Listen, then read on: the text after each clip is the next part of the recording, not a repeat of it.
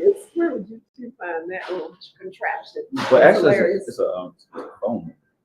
Are we live? Okay. Okay. We live? On half. Now y'all not live on Instagram yet, so that's it. But you're live everywhere else. So. Okay. All right, y'all. What's going on? How y'all doing? What's up, Keisa?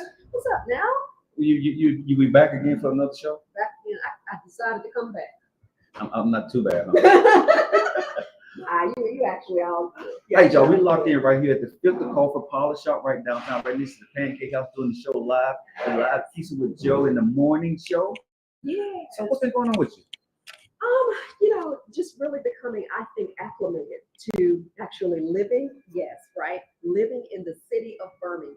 What do you mean acclimated? What does that mean? Acclimated, meaning I'm in sort of like the region that's very walkable in and near the south side, and just sort of becoming acclimated to city living. Now, keep in mind, you may not have known this, you all may not have known this, but I never, even though I moved here back in 1996, I've never, ever lived in Birmingham. I've always lived in the county. I was like in a mile from McAdory, like sandwiched between, I know, right? So what's that supposed to mean? Well, that's supposed to mean I'm enjoying city living. I feel like I'm a part of the city. Okay, so before we do all that, hey y'all, hey TikTok, Facebook, YouTube, Instagram, how y'all doing? Because she just jumped right into the show without even speaking to the people. I know. I'm just saying. You just wanted me to speak, and I just went all in. I mean, you usually take over. That's all. You usually take over the show. You know what I'm saying? That's usually what you do. Hey, y'all do us a favor. Before you guys get into it, if you're just chiming in, do us a favor, share. Yes. And subscribe to our channel. Okay, if you're on the Joe Lockett Show channel or if you're on the Keisa channel, make sure you share and make sure you subscribe to the channel. Hit the subscribe button. It's free. Yes. Comment, say hello, and then drop back by because y'all don't want to go anywhere. Guess who we got coming on the show today? Oh man. A celebrity photographer. A celebrity photographer. Yes, Uncle Bob. Well, I can call it Uncle Bob. Yeah. He's gonna be in the building, and we're gonna be talking about the AI and how it actually changed the industry. But I'm surprised his ass. I mean, I'm sorry, but I know it's morning time. I'm sorry. My bad. It's all good. My bad. But I want to talk to him about longevity in marriage because I want to know how his lovely wife Tessa, how she put up with him. After all, don't tell him I said that, but listen. When y'all see me, I can tell him I said that, but listen.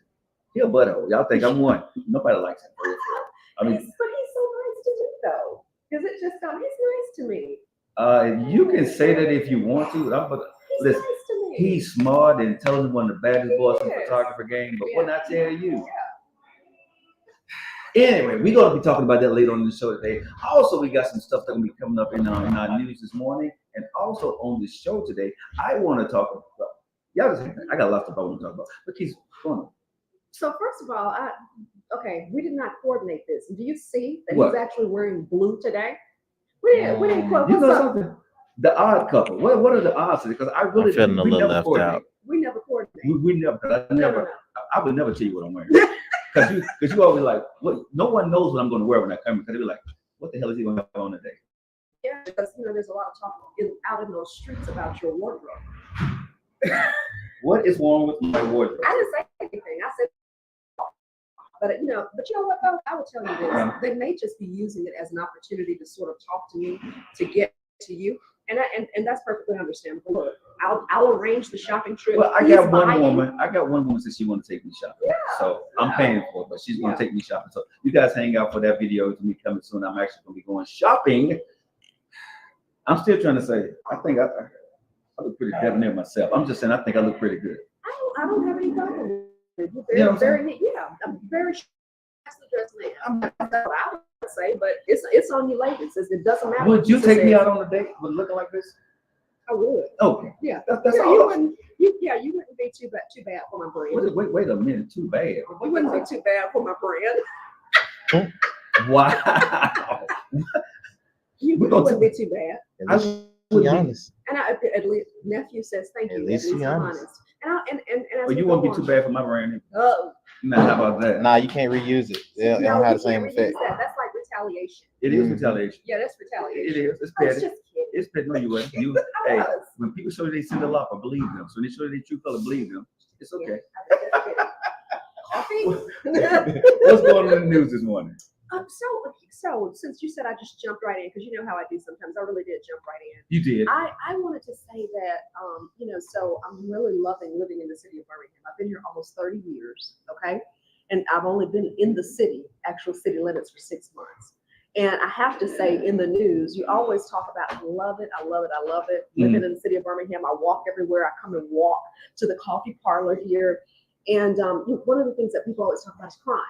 And what I will say, I will give the city its kudos, because you all always know that I'm always pitching and always sharing what we have with the Birmingham Times. And on one of the stories that we cover in there, the city, I will give them their credit. They are putting money toward crime prevention. And one of the strategies that they use is to start when kids are young. Do you think that's an effective strategy, starting it with the 11-year-olds, 12-year-olds, 13-year-olds? I think it's a great effort. Great effort. And kudos to the mayor and his team, what they're doing. Sure. But what we got to do as a community, we have to do our part too. The mayor, police department can only be able to do so much when they leave the house. Totally. But us, we have kids. It starts at home. Yes. Let me just say this: crime prevention starts at home. Yes. Around a bad crowd, yes. You know what I mean? That may do something. That's where Randall and the police department, their stuff comes in. So I'm going to give kudos to the mayor. Love what he's doing with the city and everything he's doing. But if we don't join in as a community and start to be better parents at home to our kids, right? What they're going to do, personally, will not work. Because the mayor needs us. The mayor needs the community to work. They have things like, and I'll just close out by saying Common Ground, which you and I are pretty familiar with working with those students in the Restore program. There are many, many other programs, but I will co-sign on what you said, and that's what the city and the police officers and everyone says, that sure, they have a role and they're going to come and support. But at the end of the day, what happens in your household, parents, we have to take responsibility. And I will also, if anybody can tag the mayor and say, we'd love to have him on the show to talk about what they're actually doing in the city. And actually, some of the things he would like to see the parents and the community try to do to help his efforts. Why don't I ask him, since I don't cover city council? So why don't I ask him and see? Sure, I'd be glad to have him or someone from representative from his office come down and talk about this on the show, because even though we do the show and we have fun, we do want to see our city grow. We do want our city safe. Because I can sit right now and say we're sitting on the south side. Yes. Beautiful. Yes. Everybody's walking around. There's no crime. We don't feel harassed or anything. So the mayor, what they're doing, he's doing a great job. But it's the inner city that you're seeing. Certainly, it's just pockets. Birmingham's not a bad place. That's right. The kids are not bad. That's right. It's just pockets where certain things are happening, and it's too much to get into in this show today. Yeah. But it's going to take a full effort from all of us to make this actually help our youth out, so they can live to be and have a productive life as adults. That's right. Did I sound intelligent? You did. You did. Good job. Well, thank you. I can sound intelligent sometimes. No, all the time. Sometimes. Any news of the day you want to share? News of the day? You kind of scaring me there. Let me see. No, I don't really have news of the day, or anything that I'm doing. But let me ask you this, right? Sure, go for it. What new foods have you eaten this week? Have you eaten new foods this week? God, I'm so full. Oh, actually, I actually have. I actually cooked for Easter. I went and purchased a turkey thigh. I don't know if you've ever eaten that before. A turkey thigh. Yeah. You have? Yes. I had not eaten a turkey thigh before. It was delicious. Like I'm, chicken thighs, familiar with all of that, but I've never done a turkey thigh. So actually, it's a lot of things you have never done. I'm really been around Birmingham all day. No, not much. And never eaten a turkey thigh. Never eaten a turkey thigh. So you do. See, I knew your ass was bougie. See, I knew that, right? Yes, you're bougie. So no, I want to know. Yeah. Next, I know y'all are thinking this, right? So how did you eat the turkey thigh? I baked it. No. How did you eat that ain't it? what we asked. Oh, that's not what you're asking. No. We didn't say how you cooked it. We said how did you eat it? Did you pick it up, or did you get a fork and cut off? She got a fork. Ding, ding, ding, ding, ding, ding. I cut it up in pieces because it was this is the chicken. This is the chicken thigh. The turkey thigh is like this. Oh, this is the chicken thigh. The turkey thigh is like this. So it's just like me taking this and eating like that. No. That's what you're supposed to do. They like cut it up. No. You And get that put turkey some thing, you put some hot strips over sauce on some there. You know what I mean? Roll that thing over, put some hot sauce over in there, and dip it in your favorite, and pick that thing up, put your little bib on and eat. Put your bib on. Yeah, get That's your bougie. no. You don't put bibs on while you eat. Well, it just depends on, you know, I have on white pants a lot, you know what I'm saying? So I don't want to get all over me because I'm gonna tell you, this is the bad part when you eat like I do, right? No, but it gets in my beard. Yeah, I can see that. You know what I mean? And so how do you handle that? That's real talk. How do you handle that? I don't. I just go ahead and let it get in there, and then wash it out or whatever. I pick up my phone, or if a female would not get it out, baby. Okay. Baby, get that out of my beard. And she does it? No, she just come in. She'll wipe it out of your beard. Yeah. I'm single. You are. That's right. Yeah, I'm single. Oh, that's right. You can do whatever you want to do. Say that again for the people in the back, because I think some of them didn't hear that. You can do whatever you want to do as a single man. Thank you. No one's stopping you. No one's questioning you. If a woman wants to pick food out of your beard, whatever she wants to do, y'all can do it. See, I ain't ready for that. I ain't ready to live that little TikTok song, everybody. Twin, where have you been? Nobody loves me quite like you. See, I ain't ready to have it. I ain't ready to sing that song with nobody. But let me tell you what's a little weird about that song. We don't have to stay here very long. I love that song by Muni Long. But the video, it creeped me out. What's the video of? You haven't seen the video? Oh. Nephew, have you seen the video of the Muni Long song, Twin? Have you seen the video? Man, I'll try not to listen to the song. Oh, you're tired of it? Yeah, some people are sick of it, like you love it. So in the video, this is going to be a spoiler alert, but I think most people have seen the video. Like she's obsessed with this man, and so apparently he has another family she didn't know about, or another whole situation ship. And so she kidnaps his tail and she makes him computerized and makes him hers. I'm like, nah, that's not love. That's crazy. I'm not doing that. He's got another family. Deuces, peace. She went and kidnapped him, made him a robot, and just like, no, you were made for me. That's kind of scary. Real quick, Joe. Yeah. Did you turn your mic on, sir? Yeah, turn my mic on. TikTok. I'm sure I did. The TikTok mic. You ain't coming through over there. Well, hey, you got them coming in on Keisa Live saying, "Tell Joe." There's no audio on TikTok. Oh, my bad. But he should be on now. Okay, check it out. Can they hear him now? He should be on. I'm listening now. It's on there. All right, my bad. I thought that the microphone was on. All good. Thank y'all for letting us know. Well, I think TikTok. I sorely apologize. You guys can go back to TikTok now. How you doing? It should be on now. But yeah, that was much ado about nothing. But but here's what I will say: check out the video, and you'll have to tell me what you think about it. It creeped me out with that Muni Long song. I'm like, really? I love the song so much, but that's a little weird.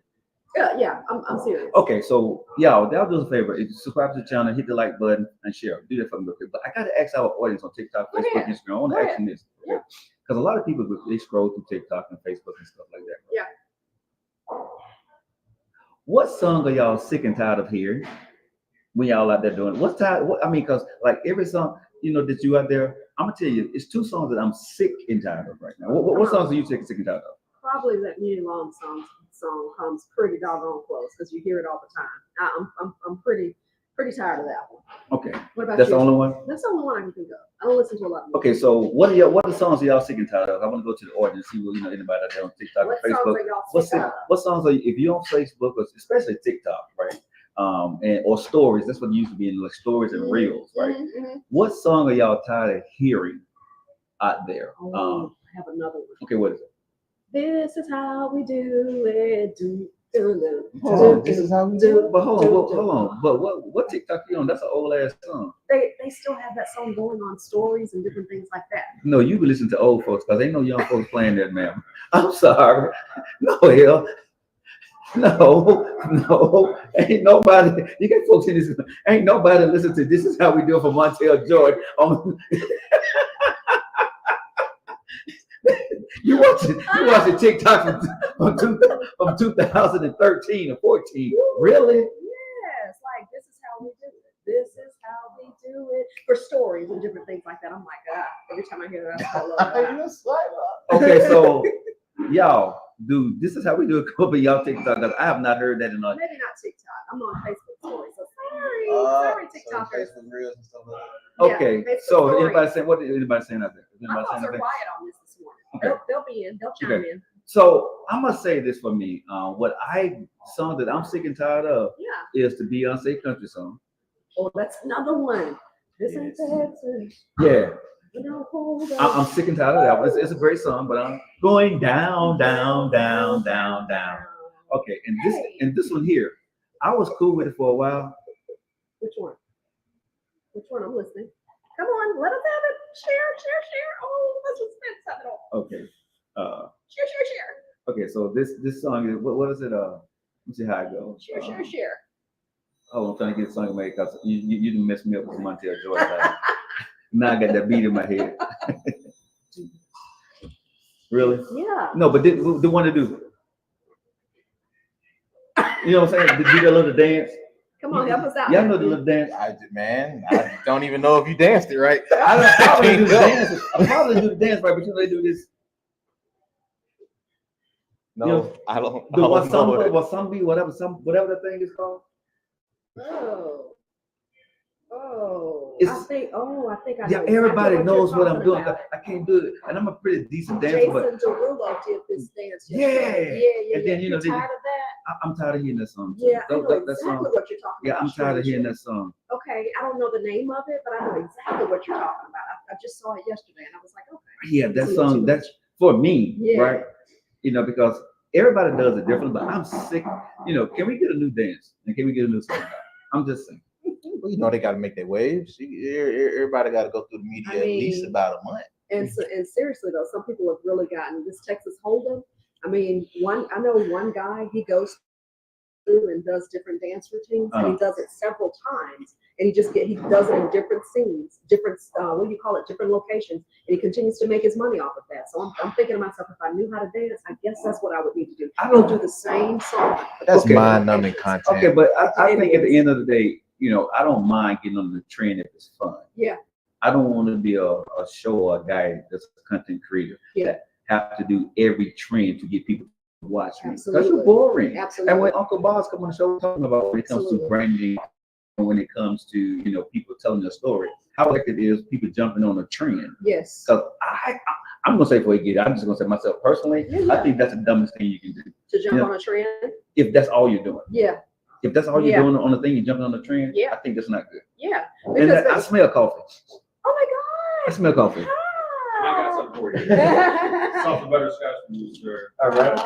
And yours with macadamia milk. Oh my God, you are the Yes. best. We have to say hello to Go you ahead. there. Everybody's birthday. Go ahead. Good morning to everyone. Come on down, get some good coffee here. And what did you just give us? That is the salt and butterscotch. Mm. Tried and true. Our number one seller for sure. Wow. I've been waiting for this. And Joe has the regular milk, and I have the macadamia nut milk. More since I'm eating a little bit more plant-based, so this is absolutely. I eat plant-based too. I really do. Right, I really do. But you just use yours with the regular milk. I don't know. Oh, okay, it doesn't matter. Thank you so much. Most welcome. Good to see Y'all you. look beautiful. All right, thank you so much. Appreciate you. Thank you so much. Hey guys, we're right here. If you guys want to get some butterscotch coffee, filter coffee powder right down here, right next to Pancake House. We are live right here downtown Birmingham. Coming up on the show, we have the one and only exclusive photographer to celebrities, Uncle Boss from Boswell for Media. Absolutely. When I say this guy, I've been knowing him for a long time, but the way he grew up in this business and became one of the renowned photographers that Definitely. he photographs everybody. Yes. And this is one thing I'm gonna tell people. This interview is gonna be very exclusive because he don't do many interviews. Yeah, I'm with you on that. He doesn't do very much. He do not like to do a lot of interviews with people. So I am fortunate that we are friends, and he actually agreed because a lot of people try to get him to do interviews, but he's more of a behind the scenes type person. Yeah. So he don't like to do a whole lot of interviews. Yeah. But let me ask you this. So since we get into this, I was actually going on a date this weekend. How did it go? Did you go? No. Why didn't you go? Help me out. Why didn't you go? Because Birmingham's most eligible bachelor, and you didn't go out on a date? Yeah, I was asked out. You were asked out. But it was sort of hinted. So I want to ask you this thing, right? Yeah. How do you turn down a woman politely? Because I may have done it wrong. You may have done it wrong. I may have done it wrong. So y'all let me know, because I'm gonna tell you what I did, but y'all let me know how do you turn down a woman like. Yeah, we want to hear from you. My folks are a little quiet this morning. Hey, so I want to hear from you all. We are going to talk to Antonio Boswell about marriage and business and AI coming up. Remember to like and share and subscribe. We need you to share the broadcast, okay? We want you to do that for us. So and you all help me out. I need some help here because this is sort of a tough question. How does a man turn down a woman? You said politely? Yes, because it wasn't that I didn't want to go out, but where I am right now in my life, I don't want to lead anybody on. Right, so I know I'm not going to have the time. Okay. So, I sort of kind of know that she wants, to want something a little bit more, right? Yeah. And that's not what I want to do right now. So, what is a polite way to say it without saying it to a woman? So I think so. You and I have known each other for over 10 years. Right. We've worked together for only about 2 months, a month and a half. And in the time that I have worked with you in producing this podcast, if there's anything that I understand, you've been very forthright, you've been very honest about saying, this is not the time for you to date right now. I'm gonna, I want to focus on some other things. I can have great friendships. So just like you explained it to me, that didn't come off offensive, what you just said. Right. It didn't come off as haughty or arrogant. You just explained it. You said, listen, when you tell a woman, here's where I am in life, you're absolute, if you find her attractive, don't tell her if you don't think she's attractive. Listen. Well, wait a minute, I shouldn't tell her, even if I don't think she's if you don't think she's attractive, don't tell her that. No, because if you do, that's an emotional ploy and an emotional play. But I'm letting you down easy though. No, but you're being deceptive because then that attaches to her emotions. Oh, well, he thinks I look good, or oh, he thinks I'm sexy, so I still may have a chance. So you don't even have to go there. You don't even have to do that. So if I'm letting her know that I'm not going to talk to her, but I can't say she's beautiful. I can't say like, okay, you're beautiful. I think you're very attractive, but for right now, I can't say that. That's a trigger for her. That I may still want to be with her for real. It could be. It could be, but and here's my question. Okay, I'm learning something now. Okay. Here's my question. Sure. Do you really find her beautiful, or are you just saying that to let her down easy? For that young lady, yes. You find her beautiful? For that young lady, yes. But I can't say always. That's some women that come that are not attractive. That's a bad word. Okay.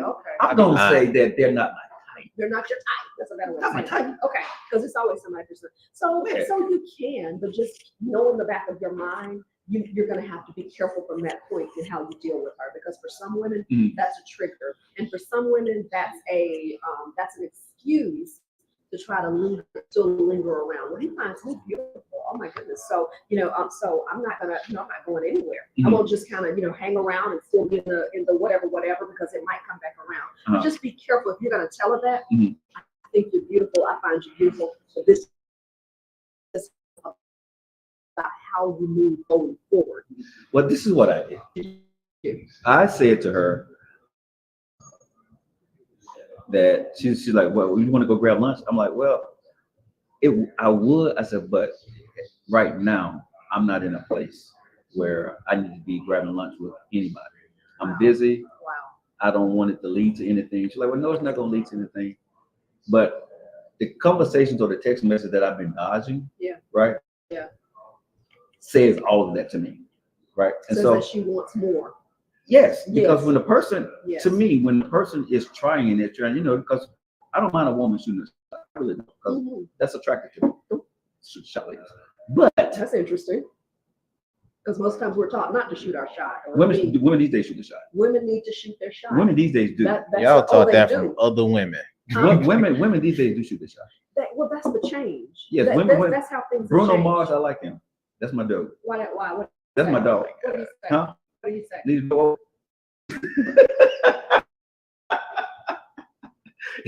So and I love that song. I'm saying, listen, Bruno Mars has taught women well. They have started to open up the door, and if a woman likes you, she lets you know that there's an opening for you. So I'm really happy for that. But no, I agree with that. But keep going. But women do leave the door open for you. Agree with that. Okay. But here's the part: is that when I told her, right?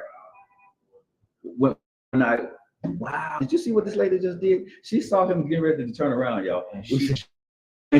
jumped right. She jumped right into that parking Ooh, she space. about to hit the car. Chronicles of Southside Birmingham.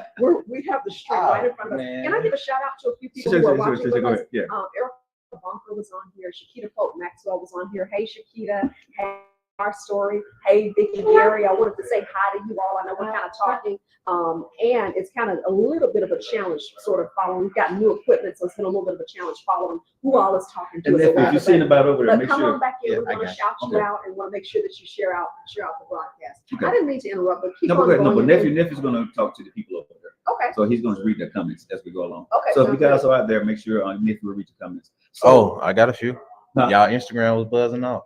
Okay. Over here, somebody say good morning, Keisa, from Echoed Highlands. I think this is Kenny Wisely. Hey, Kenny. Hey, Kenny. We got some other folks that just joined in over there with some very crazy names. Can't say it all. Trent just came in over here. What's up, Trent, dog? And then Trent. we Hey, got we need to get Trent on the show. we do. Hey, Trent Richardson. And then So somebody Trent, I need you to come down to the show, bro. You need to I come want to down contact here. you after. I'll contact you later on the day. Roll Tide. I'm a Bama alum too. I want to Trent. know what Trent think about since Nick Saban left. I want to get him on the show. Oh, yeah. And then somebody else said Bruno Mars 24 Karat Magic. Yeah. Weird, they wear it out. That's a song they don't. Miss Hello Mama. Oh, See, that song right there. I can't say the word, but it's Yeah. Miss Hello Mama. yeah. Yeah. Yes. Yeah. That's the song I was talking about. Yeah. Okay. So I don't know that song. I don't know the name of it. I but- I don't know the you. words. I don't know. So as we were moving on, here and seeing some of our comments. Hey, Vicky, good morning. Hey, Vanessa, good morning. Hey, Joe. No. We're not gonna do that. Single No, Joe Lockett. No, we're not gonna do that. I saw that. Okay, just so y'all know, I saw that BS. But anyway, nothing. Hey, y'all make sure you guys stay locked in. Coming up at the bottom of the hour, we got the one and only Antonio Boswell from Boswell from Media. He's gonna be here on the show talking about the difference in AI and how it has changed the system. And also, I gotta hit my boy up. This is my road dog. He's like my brother, right? But I'm gonna ask my tough question. I want to know how the hell his beautiful wife put up with him. I want to know that. I'm gonna ask him on Keisa Joe show. I'm gonna ask him a tough question. So he's gonna be here hanging out with us in a little while, y'all. But I want to say is what I did tell a girl though. I told her, sometimes like, hey, this is, I really don't think we should go to lunch together because I think, it could probably lead to, a misunderstanding. Misunderstanding. Because I think sometimes when you spend time with people, even though they say they're cool with it, it's not okay. It's not. So I've learned my lesson from that. So I turned it down, and I saw the expression on her face, right? And it was like, you know what I'm saying? Like, wow. She was disappointed. Yeah. And did I do wrong, y'all? TikTok, Facebook, Instagram. Was I wrong here on this video? Was I wrong for saying it's not you, it's me? Yes. Wait, you say he was wrong, nephew? Everybody don't don't read that the same. Everybody doesn't read that the same. But it's true. It's not. It wasn't her. I It was don't know. me. I got that point. Okay, come on. And by all means, if that's the truth, say your truth, sir. Uh-huh. But you know how most folks read that? Uh-huh. You're saying this to get away from the truth. Hey, Chelsea. Hey, Vicky. Okay. Most folks hear that as you don't think I'm strong enough, or you don't want to feel like I'm worth enough for you to tell me the actual truth. It's not you, it's me. It's something a lot of folks get off their chest. Okay, but how can you tell people the truth when it's the truth? Being truthful. You can't compete with that. You cannot compete with their interpretation. You as long as you are speaking your truth. I was sharing with this, and we have Vicky on here, Vanessa on here, Vanessa Ocampo. We have Vanessa Williams. Y'all. Vanessa Williams. Vanessa Williams. I know, not the actress. I was gonna say. I wouldn't be here. I was friends with Vanessa Williams. You saw my whole. Okay, right. I'm trying to get on the show. Okay, right. Yeah. Miss Keisa, Rick Fox is rich right now. You know what I'm saying? And I see Rick Fox. What you got going on? You had a whole bunch of fireworks going off when Vanessa Williams popped up. Hey, let us know what the bottom line comes. We get Uncle Boss will come on this show. So, but I was having the discussion with someone the other day, and it was a situation, and ladies, I'm here. We want to hear from you, because are we right about this? Nephew says that when people say it's not you, it's me. I agree. In some instances, that's a scapegoat. that's not taking responsibility. It's, for instance, if someone is in a relationship and says, well, I don't want to be in this relationship anymore. It's not you, it's me. Sometimes that can come off as in, okay, well, you're just trying to let me down easy, or it's just something about that doesn't sound genuine. But in some other cases, I've had situations where it's, I don't want to be in this relationship anymore. And here's the deal. It's not about you anymore. It's not about what you want. It's not about what you're doing. It's me. I've changed. I've shifted. I've moved. So in that case, that truly is, and it truly means it's not about you. At this point, I've made a decision. So in those cases, I think that you have to speak your truth. And I think you have to stand on your truth. See, so that's what I feel. Stand on business, as the young folks say, right? Stand on business. Stand on business, because in relationships. And I'm saying this because I really felt bad that I was telling the truth. Yes. I mean, do y'all hear what I'm saying? Have y'all ever been in a situation, TikTok, Facebook, Instagram, YouTube? Have y'all ever been in a situation where you told somebody the truth, but you felt bad, but it was the truth, but you knew that they didn't believe what you were saying?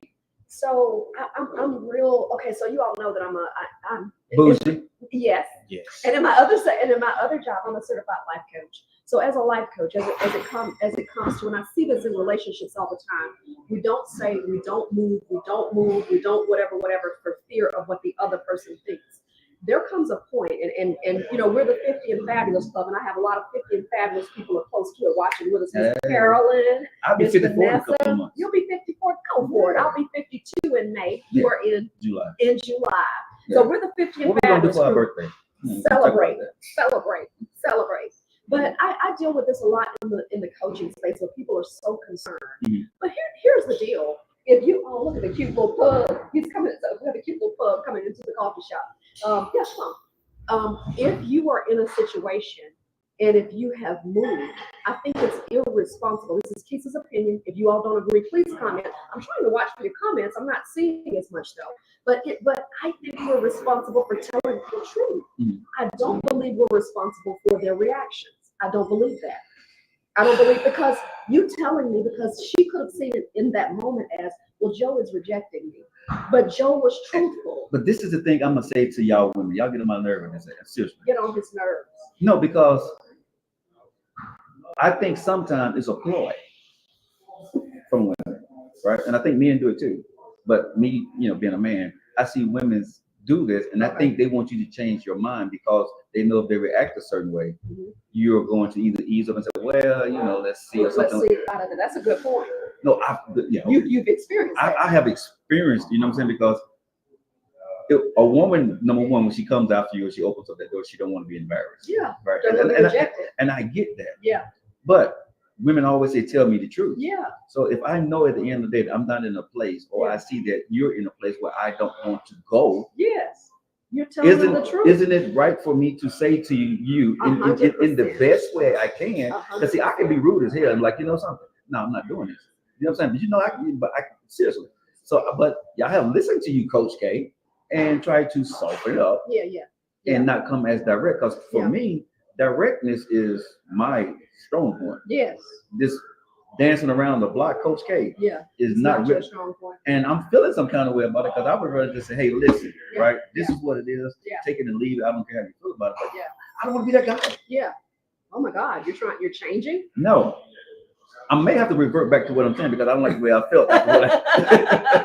He's like non-emotional, like all dude. I'm very non-emotional. Like all dude. And I'm all the emotion over here. I'm empathy and all that kind of stuff. So that's why. Because she heard one of my conversations one time. She was like, Joe. Joe, that was just harsh. Yeah. I'm like, and I got off the phone like. Yeah. Antonio, y'all need to come on. I'm on my third apple juice and they're 5. We need to bring him on over here. It's not, but I mean, it's on y'all. Bring him on. Let's go. He don't control this show. He don't control this show. No. He could be on 10 apple juices. I told him. Jesus. Listen, that's my boy. I told him the bottom of the hour. If it was after the bottom of the hour, I would say cool. But the bottom of the hour, What's sir. The bottom of the hour? Hey, Gloria. Hey, Miss Katie. Who is my friend? What's the bottom of the hour? 10:30. You've been past 10:30. Oh, yeah, it's 10:30.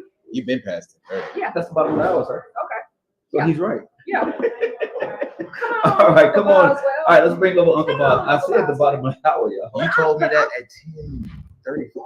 It's still the bottom of the hour. It's top of the okay. hour, top of the- Anyway, It's okay. let's bring in the one and only DJ. But y'all, I still say, so y'all listen to Boswell. Come on, He's got his apple juice over there. So but I still will say, y'all, as Joe kind of transitions, and if I'm out here by myself, y'all let me know. But if this gentleman is honest with you, and if the gentleman shares from the bottom of his heart with you, and you get offended, do I need to move on? And you get offended? Oh, you want to sit on the end? You want to sit on the end and put her in the middle? Yes. All right, put her in the middle. I'll get in the middle. Moni in the middle. Moni and Put the Keisa in the beautiful middle. woman in the middle. But I will say this as well again. Y'all look coordinated. Huh? Y'all look too coordinated. Who else? Everybody got on blue. Is everybody coordinated? I was about to grab those. I see the red lipstick. Don't drink out of my stuff. Hey, I don't know do me who a favor. you- Look I at don't know who look the at that, single look at guy that camera right there on the other side. Hey, Are you in the picture? Hey, Because he can't get up. I don't see who. Is that other chair in the picture over there? Okay. Want to slide it back a little bit? Well, you know, yeah. Is everybody in the shot? Just Keisa. Okay. Because we moved everything around. So why he's getting the camera set up for? Because he's the camera guy. Moni in the middle. Y'all, you didn't hear my joke, so I'm gonna have to share it now during this intermission. And by the way, friends, I want you to all like and share the broadcast. We don't ask you for anything, but we are about to talk real business now with this businessman, and also we're gonna talk relationships. It's related. It's been a long time, so we're gonna get some very. But the joke was, and Antonio, you can hear this, and nephew, you can hear it. Just said, I almost picked up your cup and drank your coffee. And I said, I'm so glad that you didn't, because I don't know who you've been kissing, and I don't want your lips on my cup. Nobody did lately.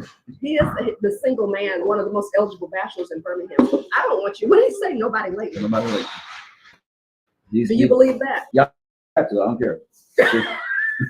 I'm just going back to the raw meat now. I don't give a damn what y'all. I'm telling you, I ain't been kissing nobody lately. How about that?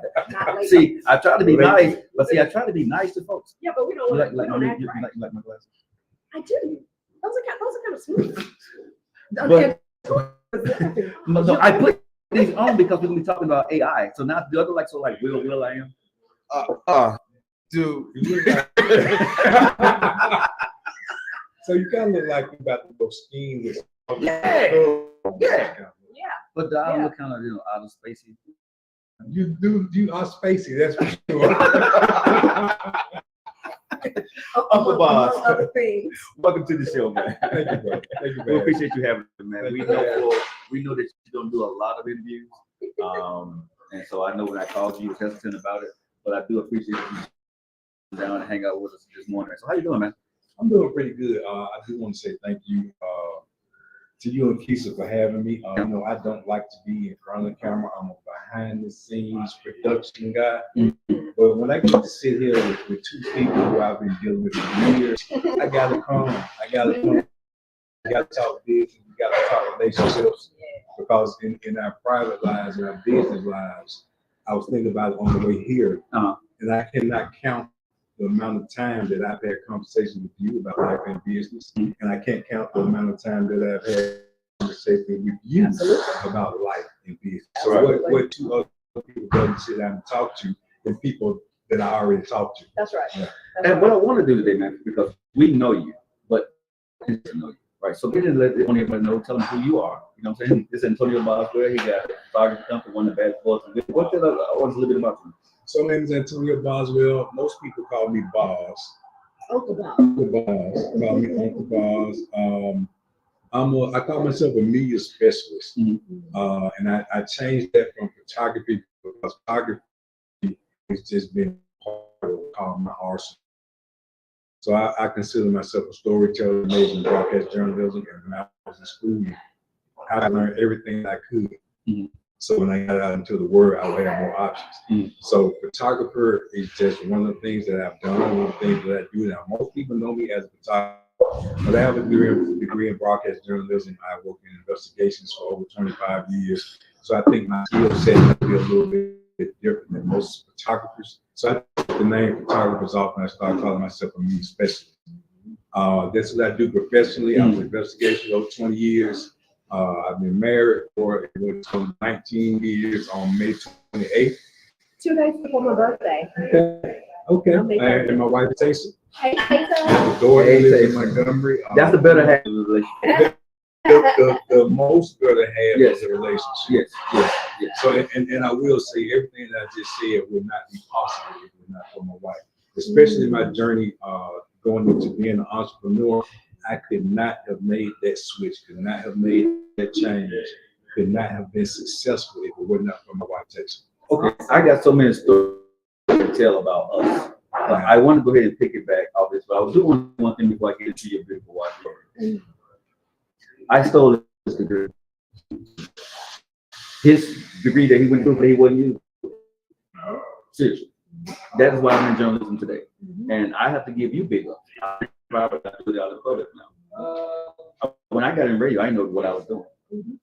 Right? I had no idea on anything when it came to radio.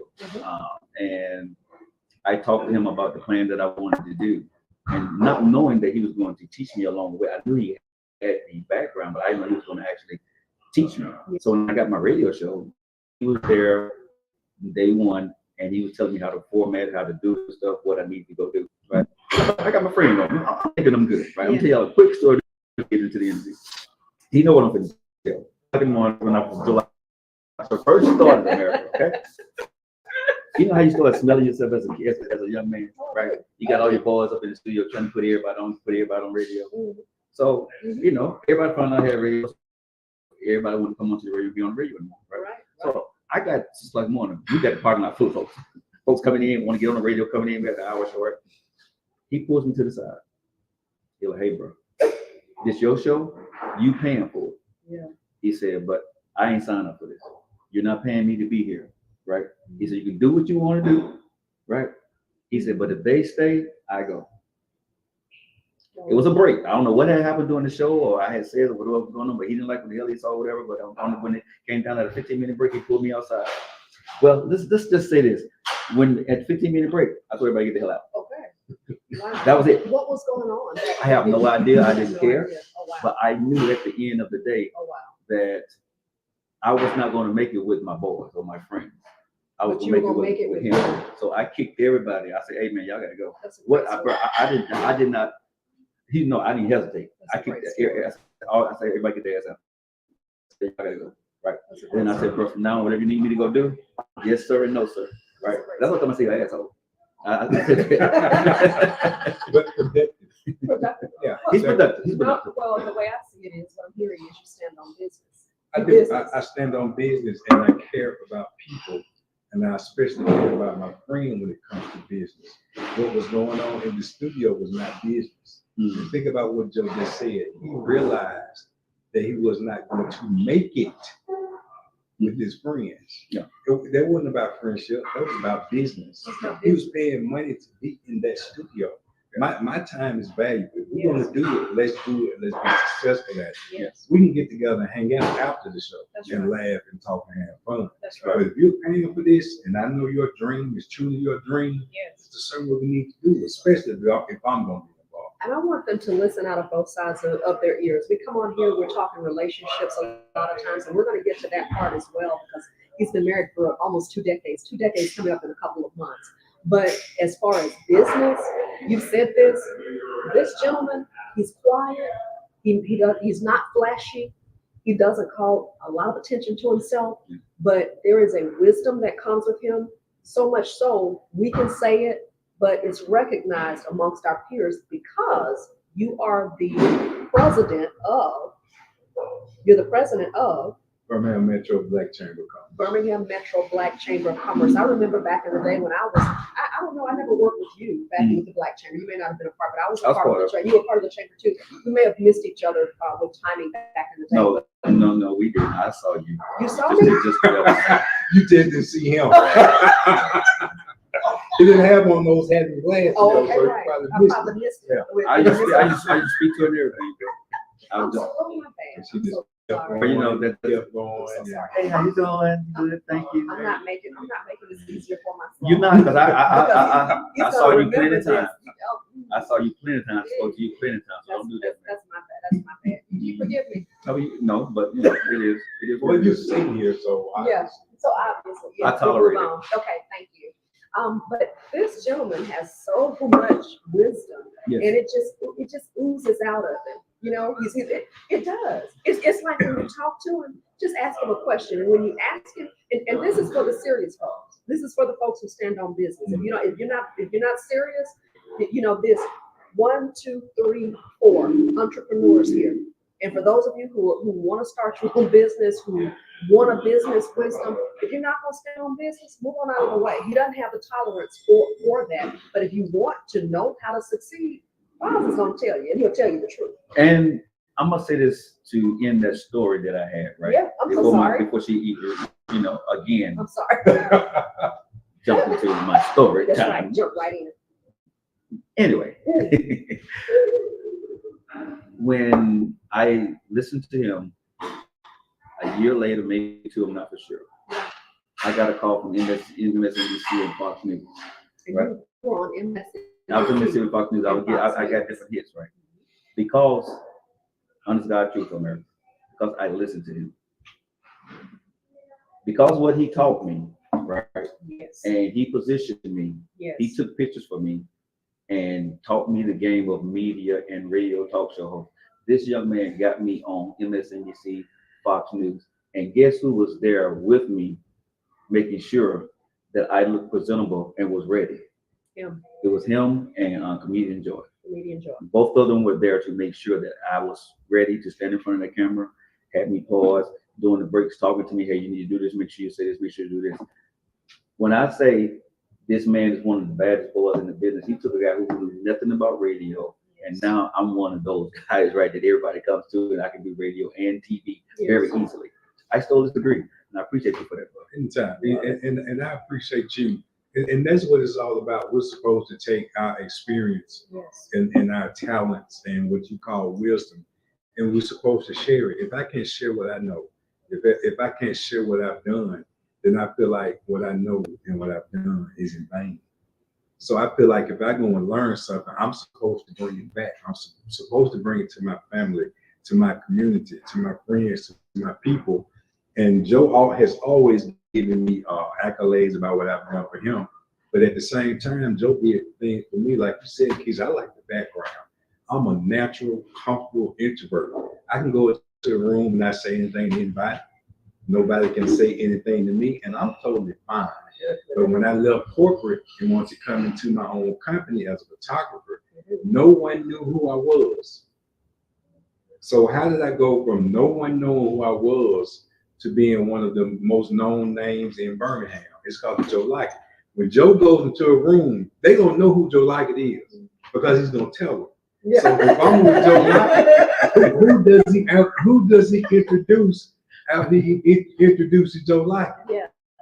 Boss. Wow. So that's how people got to know Boss. Because I was in private investigations. No one knew who I was. Right. No one knew what I did, and it was designed that way.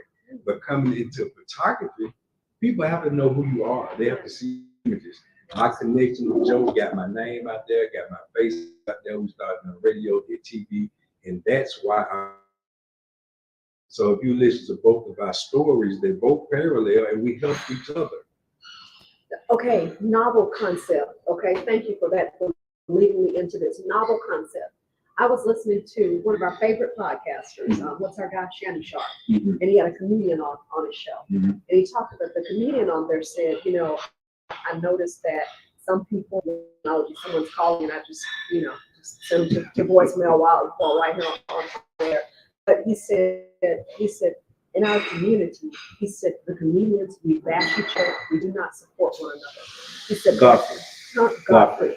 Yeah. He said, but he said, the comedians who do not look like us in other cultures, they have each other on their podcasts. They're doing the same thing with each other, but they make each other famous. They make each other go viral. They, hey man, you doing so? Come on, why don't you come on a podcast? Hey man, yeah, I'm gonna have you on so and so. He said, but we as comedians don't do that. And the thing that I see, he said, we as, let me be specific, Black comedians don't do that. The thing that I love, and even me standing from afar kind of watching, you know, I didn't know it was Joe and his people. y'all supported one another.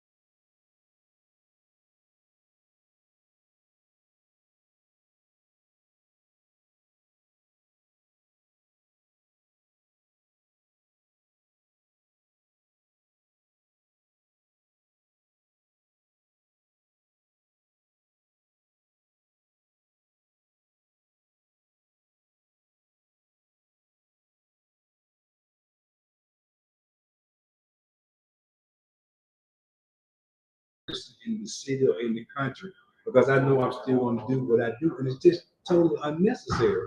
So as comedians, why do we have to attack each other? And sometimes, let me be honest again, sometimes it's set up. Yeah, sometimes it's set up. So I called Joe and said, hey, things are kind of slow.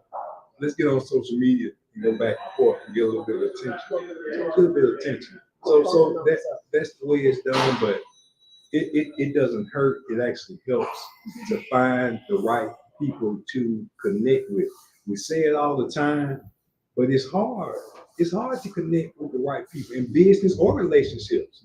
So let's talk about failure, or what we call failure. Look at the numbers of marriages that fail. Over 50% for first marriages. Look at the number of businesses that fail. Well, I can't, over 80%. Both high numbers. So why is that? Because it's hard to find the people to connect with. There's that point of connection again. Mm-hmm. So how do we begin to change that narrative? Do we? Because we know we can't connect with everybody. So how do we change that, whether it's in relationships or business, learning how to connect? I think the first part is learning to connect with yourself. Once you learn to connect with yourself, once you learn yourself, once you're honest about yourself, honest about what you want, honest about what you have to offer, then the business and the relationships become easier because you know how you're supposed to move. You know how you're supposed to roll. When the opportunity presents itself, you know who you are and where you are and where you want to go. The decision is really easy if you think about it. You can tell that's not the person you're supposed to do business with. You can tell that's not the person I'm supposed to go out on a date with. But sometimes we listen to those outside voices that's not from us, that's not from God, and then we make the wrong decision based on the wrong reason. And that's in business and in person. It's really the same. It's really the same. It's really the same. You look at the numbers again. Business failure, marriage failure. Why are the numbers so high? With all of the businesses and all of the people, why are the failure rates so high? It's because it's hard to find the right relationship. Why it's hard to find the right relationship? Because we're not honest most of the time with ourselves. Can I add something, or do you have something to say? I don't want. I'm just gonna sit my ass up because you're gonna say it anyway. So go ahead. I'll just wait for y'all. But this is about where we are right now. So many people, because we're not accustomed to seeing people saying, this is how Boz and I go back and forth a lot of times with business. We're talking, Boz, what do you think about it? Well, Boz, whatever. So Joe and I remember telling Joe, you and I have a photography shoot coming up in a couple of weeks. I need to confirm the date. But I was telling Joe recently, I said, Joe, I'm not Keisa Sharp who used to be on the news anymore. I said, that part of my life is over. So, and I told Joe, I said, I'm at the point now where I don't care about ego anymore. In the connection, so people, and I'm gonna say this again, and I'll keep preaching it to the ends of the earth. You can say what you want. I'm 51 years old. I'm grown. You can say what they want. People can read how they want. I'm grown. We are standing on business over here to try to do some things to try.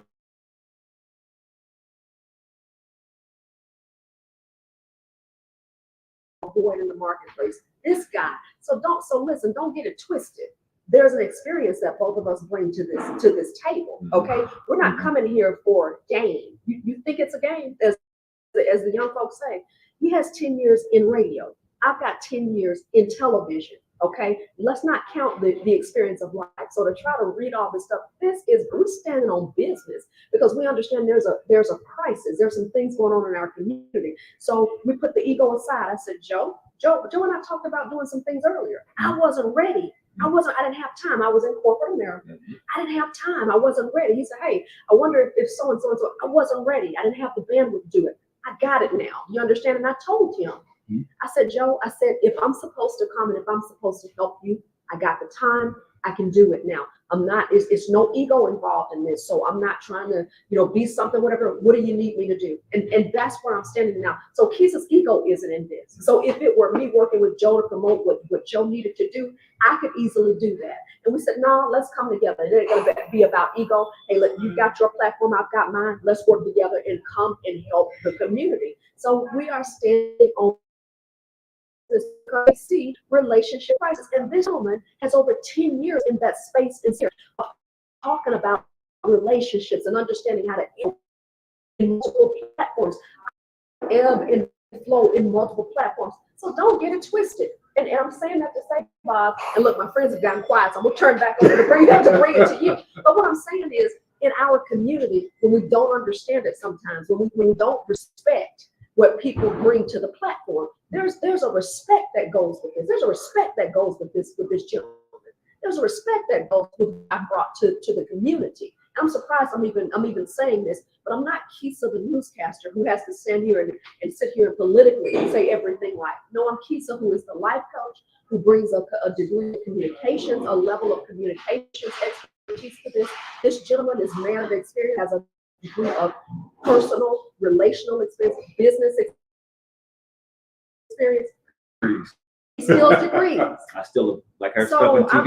I'm I be pimping it. I be stealing all that stuff, man. Pimping the platform. Listen. So all of that to say, no, you can't connect with everybody. But if we get our ego out of the way, I think sometimes, like you said, know ourselves. I love that you said you can't connect with everybody, because that took me a long time to learn from him. Yes. It's like Gibbs. You know the NCIS. I think I named Gibbs. He had those rules. He had that rule a long time ago about everybody ain't for you, bro. You know what I'm saying? You can't connect with her. He used to tell me this all the time, right? You can't. People think that I'm a buddy, right? And I say this honestly, right? And I can say this to my boy face, love him, right?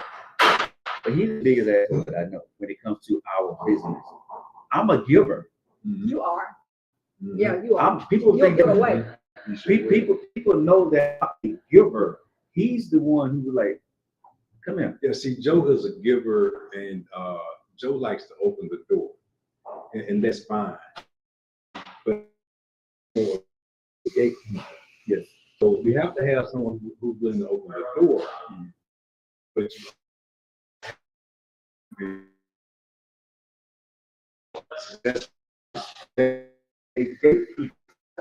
you cannot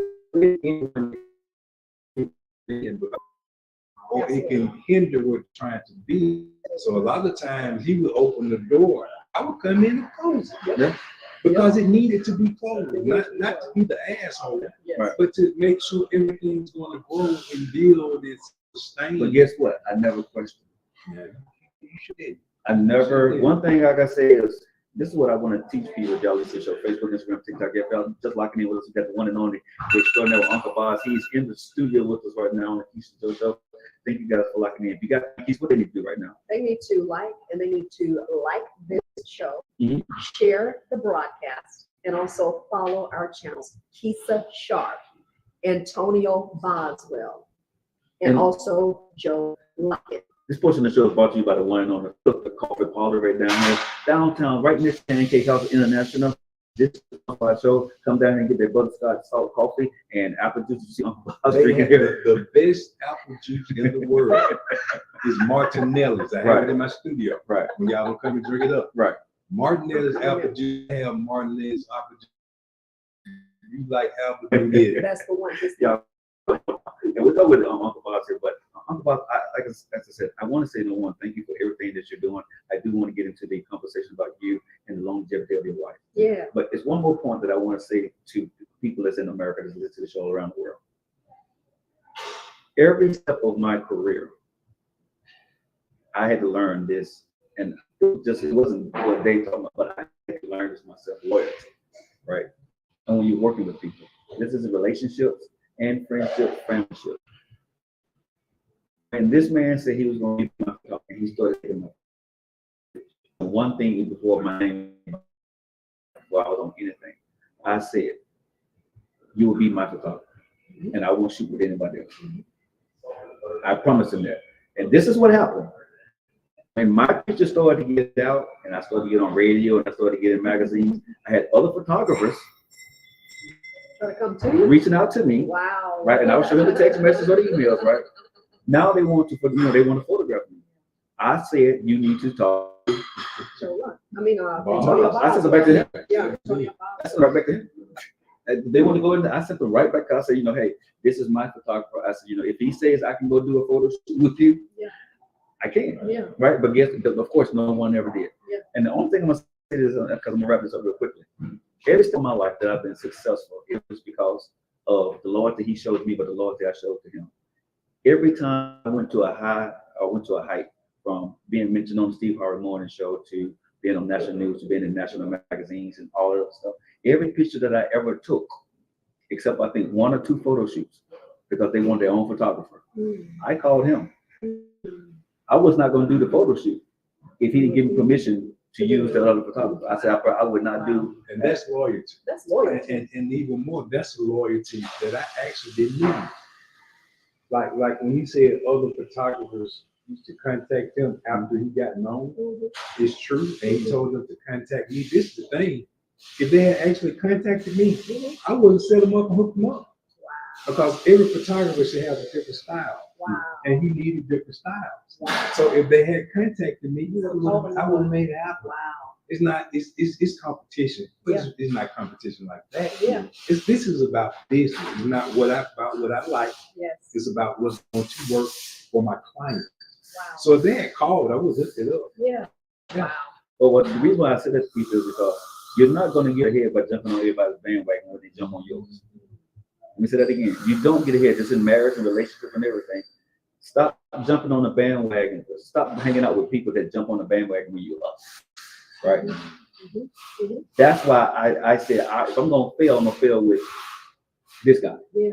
I'm going to fail with his idea. I would be okay with that. But I would be really bad if, this new person came in and I failed with that person. Because let me add this to what you're saying. That's so good because we're building this platform. You understand?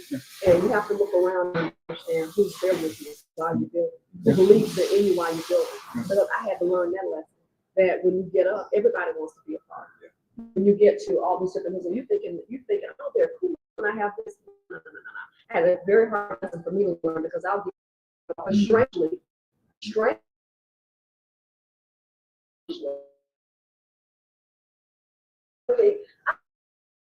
Because I've given too much away, and I've learned that people, you can give it away.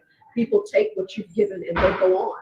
I would always have events. I would always host things. I'm always putting people on, and I started noticing very few people started to put on. And don't get me wrong. I believe that when you give, I think if you trust God with who He wants to speak to. There's 6 million people in this world, so I can't limit Him to you. You may not have what I need. I may give you an open door, but you may not have what I need. There's somebody over here with more resources. He may want to speak to me or give to me. But I do believe you have to have a wisdom. You cannot give it all away. So, No, that's the journalism here. Is it? I'm understand doing that. Well, are you? Keep his points, right? Okay, gotcha. But I want to say this, but I want to move towards how longevity works in a marriage, right, with you and your wife, and why she stayed with you. Yeah. Why for all these years? That's a good point. Right. And how did you get her? So again, before we transition to the Uncle Boss, love you, bro. Yes. Thanks for everything, man. Process, and if y'all see me rock, see me rock, levitate, meet, enjoy, and Uncle Boss. That's been for over 13, 14 years strong, man. So to all y'all that Melvin, Joe, watching, love y'all. I know what y'all did for me too. So appreciate y'all. Because one thing y'all need to do is make sure, man, whoever got you where you are, make sure y'all stay tight niche. And no matter how high you get, wherever you go, always, if I'm going somewhere, if I'm doing something, I call them.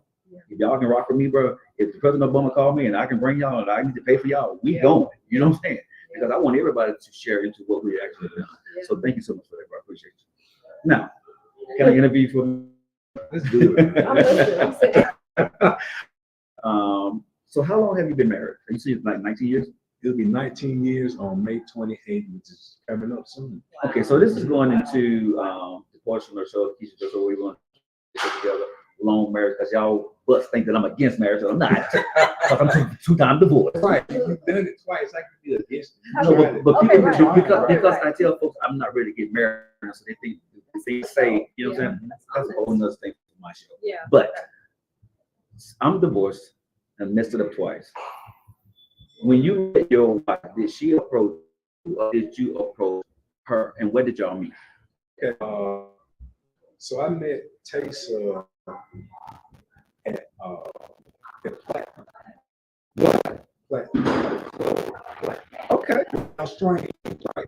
Because you know me. If you take a note down, I need you to go to Platinum. Now wait, there's more to it than that. So don't take write down Platinum, but put it in parentheses. You're gonna add something to that. So at the time, Platinum may have been a year, maybe 2 years old. At that time, everyone that went to Platinum were like professionals. Oh, okay. So I would go to Platinum on happy hour on Tuesday. Oh, okay. All professionals. So What year was that? Check us back. Do you remember? Years ago in 2023. 2014. 99, 2000, 2001. Okay. So we dated for 5, 6 years, right? It was a while when we got married. Okay, yeah. So used to go down to Platinum, hang out. My coworkers, all my coworkers, white. So me and my lady, okay, Carol was with her coworker who happened to be Keisa. So we would sit down. I like good conversation. We would have conversation, drink. They had the buffet. We'd eat the buffet. We were in there about 6. Most of the time we were out 9:30 because the young people started coming around 10, right? Got We were there, nothing. She was cool. We were just cool. But I things about her. But there's a romantic vibe. So I can say we met at Platinum, but it was through a mutual friend. And we were actually friends before anything happened beyond that. This drives to my next question, because this is one of my biggest pet peeves I be telling y'all as real talk, that y'all need to be friends before you try to jump to that stuff that y'all be trying to do. Can I ask you this question? I've never asked you this question. I really want to know this. How long did you date? So we had known each other maybe a year, maybe 2, before it started getting to the dating point. Oh, wow. And I move slow. I'm an introvert. I move slow. I don't lead with BS. I don't like BS. So I'm kind of cut a little bit different. So as we sat, the only time I saw it was at happy hour. We used to call it choir rehearsal, because we would show up for choir rehearsal, do a drink communion. Right. We sit for choir rehearsal, and I just noticed things about her. She was cool. But one thing I did notice about her was she did not like BS, because we still were in the club, so we would be sitting there, and guys would come up and try to talk to her. And I noticed what her reaction would be when she noticed a BS guy coming up with BS. That's what got my attention about Keisa. She didn't like, can I cuss on him? Yeah. She didn't like bullshit. Yeah. And I love that. A guy would walk up and you could see him and smell him coming up, what he was finna say and what he was finna do. And when she saw it, she would get this look on her face like, don't you bring that shit over here. Right. Yeah. And I love that about her. Yeah. I love it about any person, but I noticed that about her. Because sometimes we complain about what we get, but we open the door. Right. How can we complain about it, but we allowed it in the first place? So she would see that guys coming to her, and I would sit there and I would laugh. Because she would cut them down with her face before she opened her mouth. Most times she didn't have to open her mouth. Right. So that's what attracted me to Keisa. We became friends. I found out she had a sense of humor. I love to make people laugh, make people smile. You do. Yeah. And her laugh and her smile. If I can do something to get her laugh and smile, my day is good. So we became friends after that, just casual. Then I think we started dating. I think we may have dated a year, maybe. Mhm. And then we got engaged, and the year after that, we got married. Oh my gosh. So, did you know when you saw her turn down guys? You know, did you feel that she may be the one for you? No, that's not how I roll. One thing is not going to tell me the one. Okay. Just because she has that one aspect that I like about her, that does not mean she's supposed to be my one. Oh. Just like if she looked a certain way, that's one thing. Yeah. But we're talking about the one, that's going to be a combination of things in different situations, So, different combinations. So what women were sitting back, because you're OG in the game, you got a woman you've been with for 19 years. What was the package there for you 19 years ago that she had that you say, okay, you're the one? I would say her morals and values, if that's not number one, that's going to be high. You said morals and values, what does that mean? Morals and values, what she will do and what she do in any situation. Yeah. Because I roll a certain way, and if you roll me a certain way. So I have a question about that. How do you determine, how do women, so women, if you're wondering how men are, wondering if you're going to be the Mrs. or whatever, how is a man determining her values and morals by getting to know her? Like, what are some of the things you're observing? That's what you do. You get to know her. Okay. You have no expectations. Okay. I have no expectations. I have no judgment. Okay. But I will observe. Okay. And I think that's why I was one of the top investigators in the Southeast. I love to observe based on the truth, not based on what I want, what I need, what I think, but based on what that person is and what they show me. So by us being friends, I was able to see her with her friends. I was able to see how she treated her friends, what she gave her friends, what she accepted from her friends, not me, her friends, her family. I was able to see what she accepted from her family, what she gave to her family, not me, but without me. So if I know her without me, then I know if I'm supposed to put myself into that situation. Some nuggets right there, bro. Okay, I like that morals and values. Okay, so that's one part. Back to the other part. Morals and values. The second thing I would have to, because most people don't talk about, marriage is about business. Go back to the Bible. I'm not going to quote no scriptures. If you go back to the Bible, somewhere in there, it says marriage, you're supposed to find a certain kind of person to marry. And most of this stuff is based on business. Right. I don't remember saying anything about sex. Right.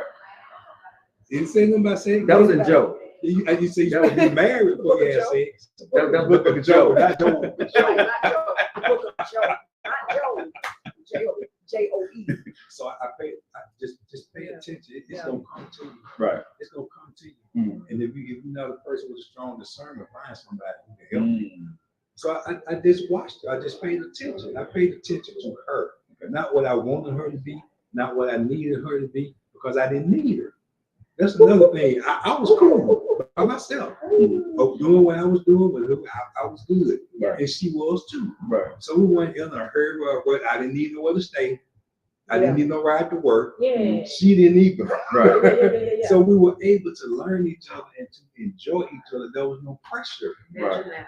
Sometimes there's pressure. Oh, you feel like you got to be with somebody. Oh, I need somewhere to stay. Oh, I need financial. Yeah. We didn't have that pressure, so I didn't have to lead with bullshit. She didn't have to lead with bullshit. So our foundation was not made on bullshit. So if you start and lead with bullshit, why are people so surprised when that's what it turned into? That's what it already was. That's good. Give us some examples of what the BS looks like when somebody's coming to you and giving you BS. Hey, you so look good in them things and them boots. Hey, you gonna take that? That's what you lead with. That's what you lead with. From a guy. That's what you lead with, but that's what you accept. So you start smiling and giggling. Ladies, you start smiling and giggling. That opened the door for the more bullshit. Yeah. But then you surprised when you find out the bullshit. Yeah. On down the later. But that's what he led with. That's what he led with. And you accepted it. Y'all see why I like my friends? We talk just like. He spares not. Hey Marvin. Marvin is speaking to you. Hey Marvin, how's it going, man? So why are we, I don't want to jump ahead. Why are we in such a pickle as it relates to relationships, Boss? Relationships are hard because life is hard. Relationships are hard because being an individual is hard. Mm-hmm. And a relationship is two individuals trying to come together. So if you got your stuff going on over here, you got your stuff going on over here, you're talking about two people trying to bring it together, you just doubled what's going on. So not only are you trying to deal with you and learn you, now you're trying to deal with and learn somebody else, and you're hoping they're trying to deal and learn you. Right. So I mean, if you think about it, it's kind of sad, but it's hard. So, but you made it last. How have you made it last for 19 years? So we can say it's hard, but some of y'all out there swinging through the hard. It's hard. It's still hard. We just make it, but it's still hard. I have to look at me.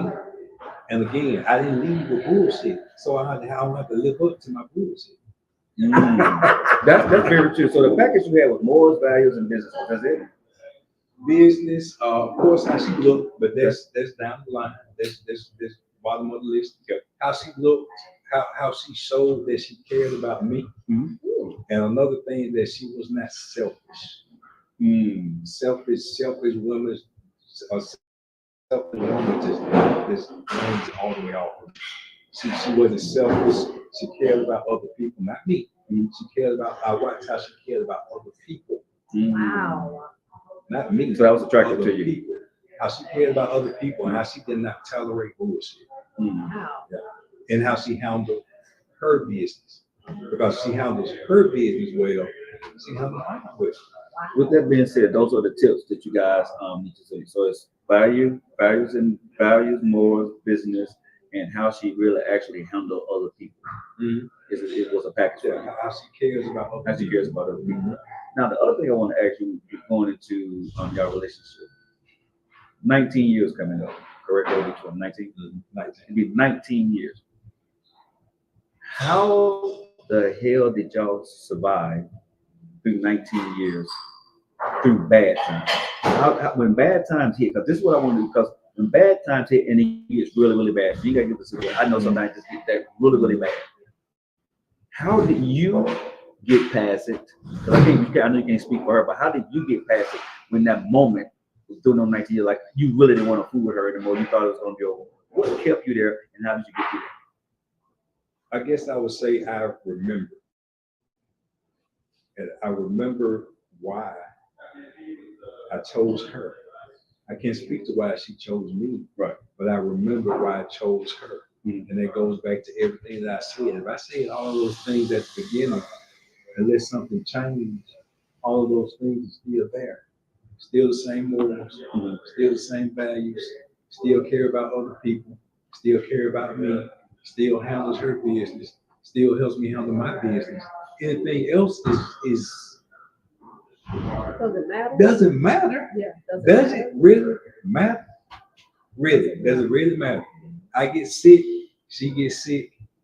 My income is not what it used to be. Hers may not be.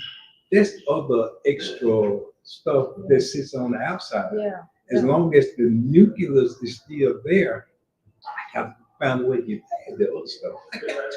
I got to, because it makes no sense to dwell on the 20% when my 80% is still strong. You need to say that again, bro. Please.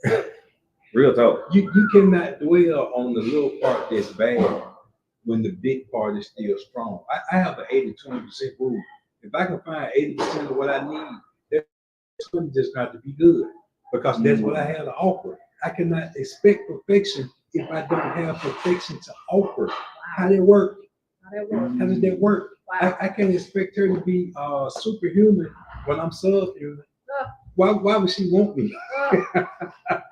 Why would she want me? So the way I deal with it and what she has going on is by knowing I got things going on. It's stuff about me she don't like, and I know it. It's stuff about her that I don't like, and I let her know it. But I know she's there and I know I ain't going nowhere.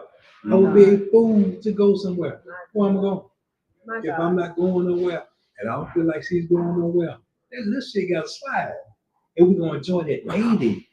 We got to enjoy that 80 as soon as we can. We got to let that 20 slip and go down the drain, like it's gonna do anyway. You sweep the weave in the shit in the drain and let it run away. Cause you know something, when you chase that 20, you lose your 80. Then you sitting there with zero. And then you sitting there with zero. Yeah. But you really realize that 26 you was going up. Man. Wow. That's powerful shit you want, bro. So what I hear in this is I hear your willingness to look past the 20. I hear Keisa is willing to look past the 20. What about people who are in situations where when the challenges come, there's one, there are certain parties who may be able to handle it, but maybe the other party can't handle it. How do you speak to that person? Because you all know how to look past the challenges. Some people don't, Antonio. Do you think that's a real issue? It's a real issue, and I can speak for me. I guess more than anything, I try my best not to be selfish. So if something changed, another reason relationships are hard because people change. Absolutely. So what you had together may all of a sudden not be together because one person changed and another person didn't, vice versa. Yeah. But I'm not to be selfish, even though I love my wife and I want to be with my wife. If something happened to her or with her that she changed, or she felt like I changed, and she felt like she couldn't be with me anymore, I'll be okay. Yeah. Because I'm not selfish enough to keep her in a situation where she's not happy. My God. So if I care about her, I care about her. My God. Without me. My Whether God. she's with me or not, I have to care about her. I have to show her that I care about her without concern to me. So even she came and say, oh, this is too much. You just left corporate. You just left a chick, and you talking about opening up a photography studio. Yeah. If she couldn't handle that, okay. I gotta accept you. I have to accept that, but at the same time, I have to be me. So if I feel like this is what I need to do for me, if you feel like you can't roll with that, I care about you enough to say, okay, I understand. What can we do to make it good for you? Because I'm not going to be selfish and make it all about me. I'm not going to do that. I'll leave before I do that. My God. Wow. So some people are good with their 20. Why didn't you hit me with my divorce? Watch this. Okay. I tried. Did you? He did. Oh man. That's true friendship right there. That's true friendship right there. No, so you're not in the house with him, no, are you? No. You ain't in the house with nobody. No. I mean, I would talk to him about a lot of stuff when I was going through my divorce. Yeah. The one thing I love about him, his trying was, bro, look at it from this side, look at it from this side. Yeah.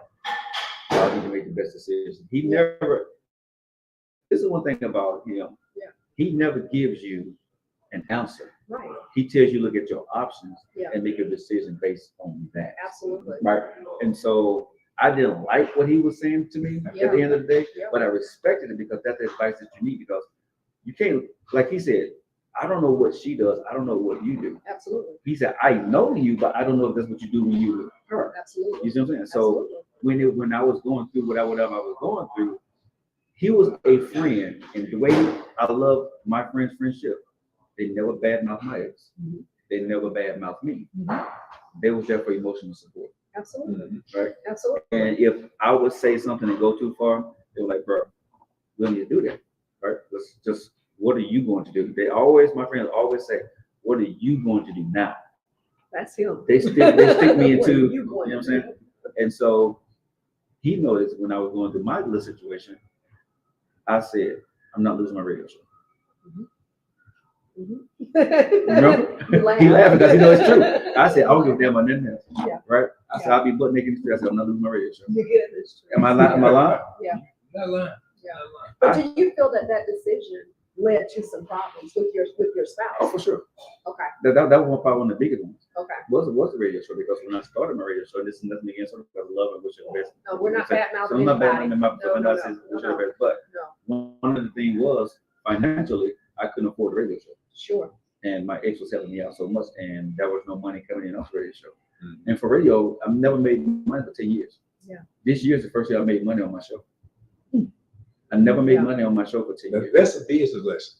Yeah. That's it. Listen to what he said. He said 10 years. I never made money. So a lot of people think they're gonna start something quick, and they think their money's gonna come quick. Lord Jesus, let me help. You're gonna be disappointed.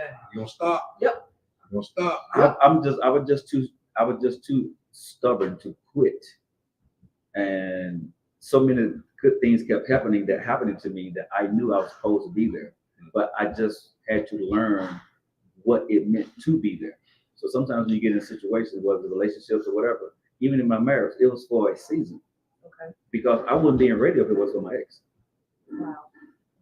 Because of the situation where her job took her. Yeah. That's why I got into radio, because it was one of those things where I said, well, if she's going to be moving around, I need to be able to do something where I can move around with her. So I was a contractor at the time. Okay. So it's because of her that I got in radio. And I would tell women to, if she's listening or whatever, to this day, I got a beard because of my ex. Right. This beard and my radio thing is two things I can credit that people love about me. Yeah.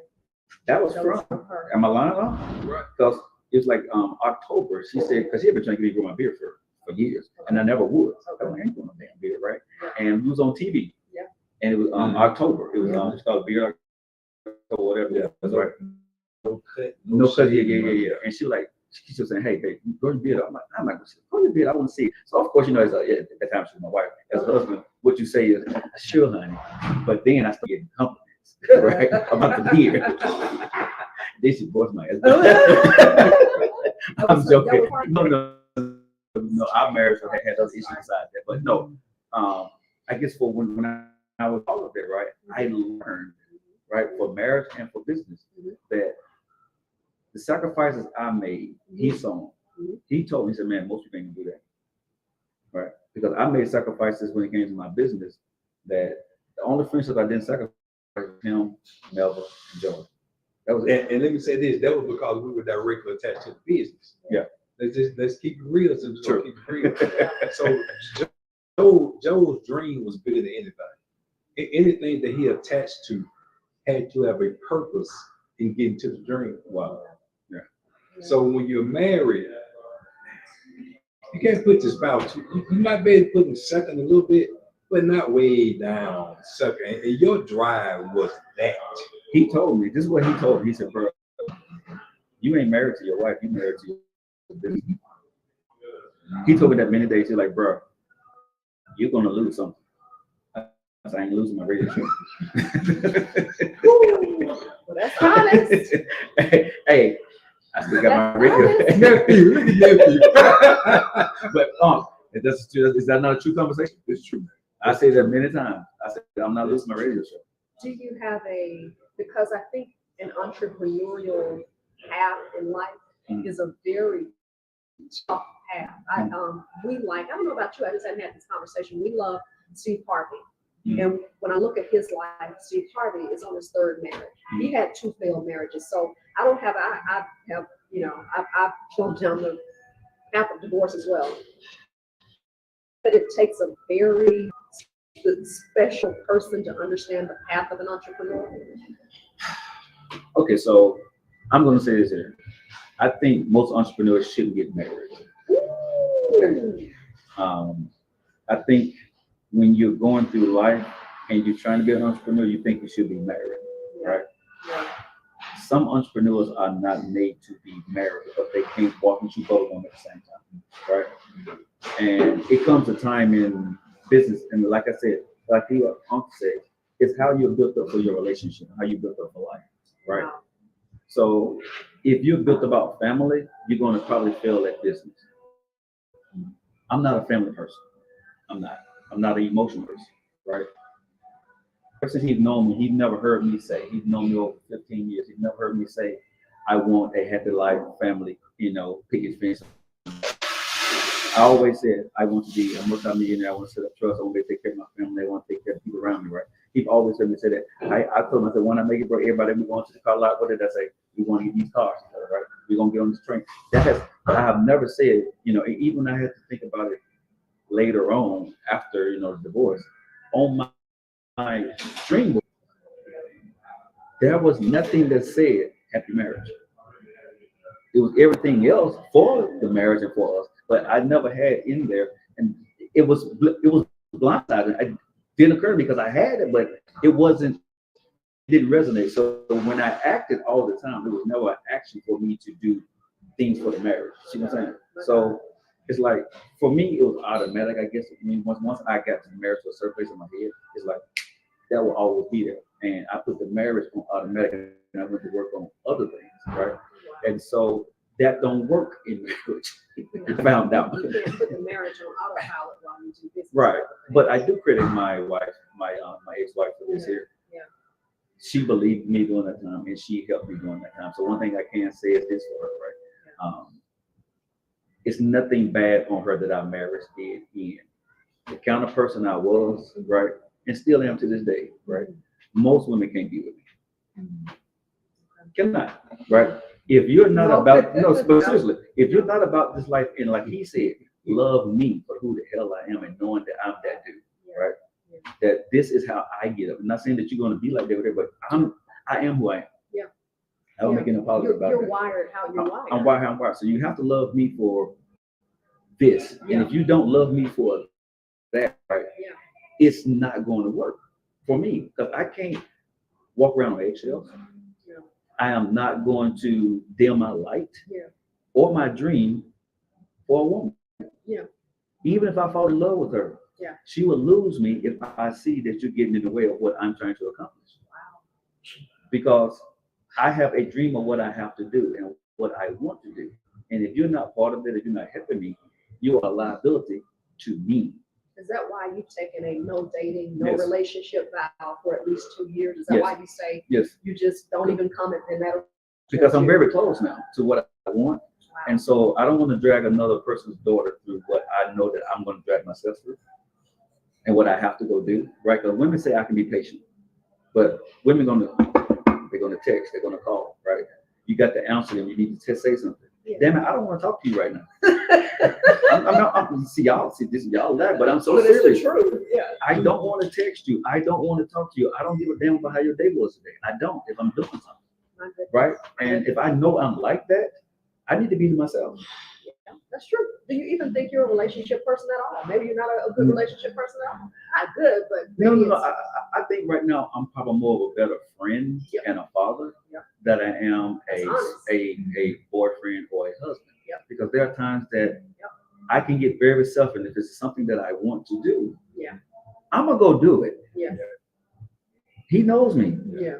And he will tell you in a certain way that he's going to go through. He's already telling these ladies out there or whatever. I don't know if they're listening, but he says some of them it makes them want. And people think I say this stuff because it's entertaining.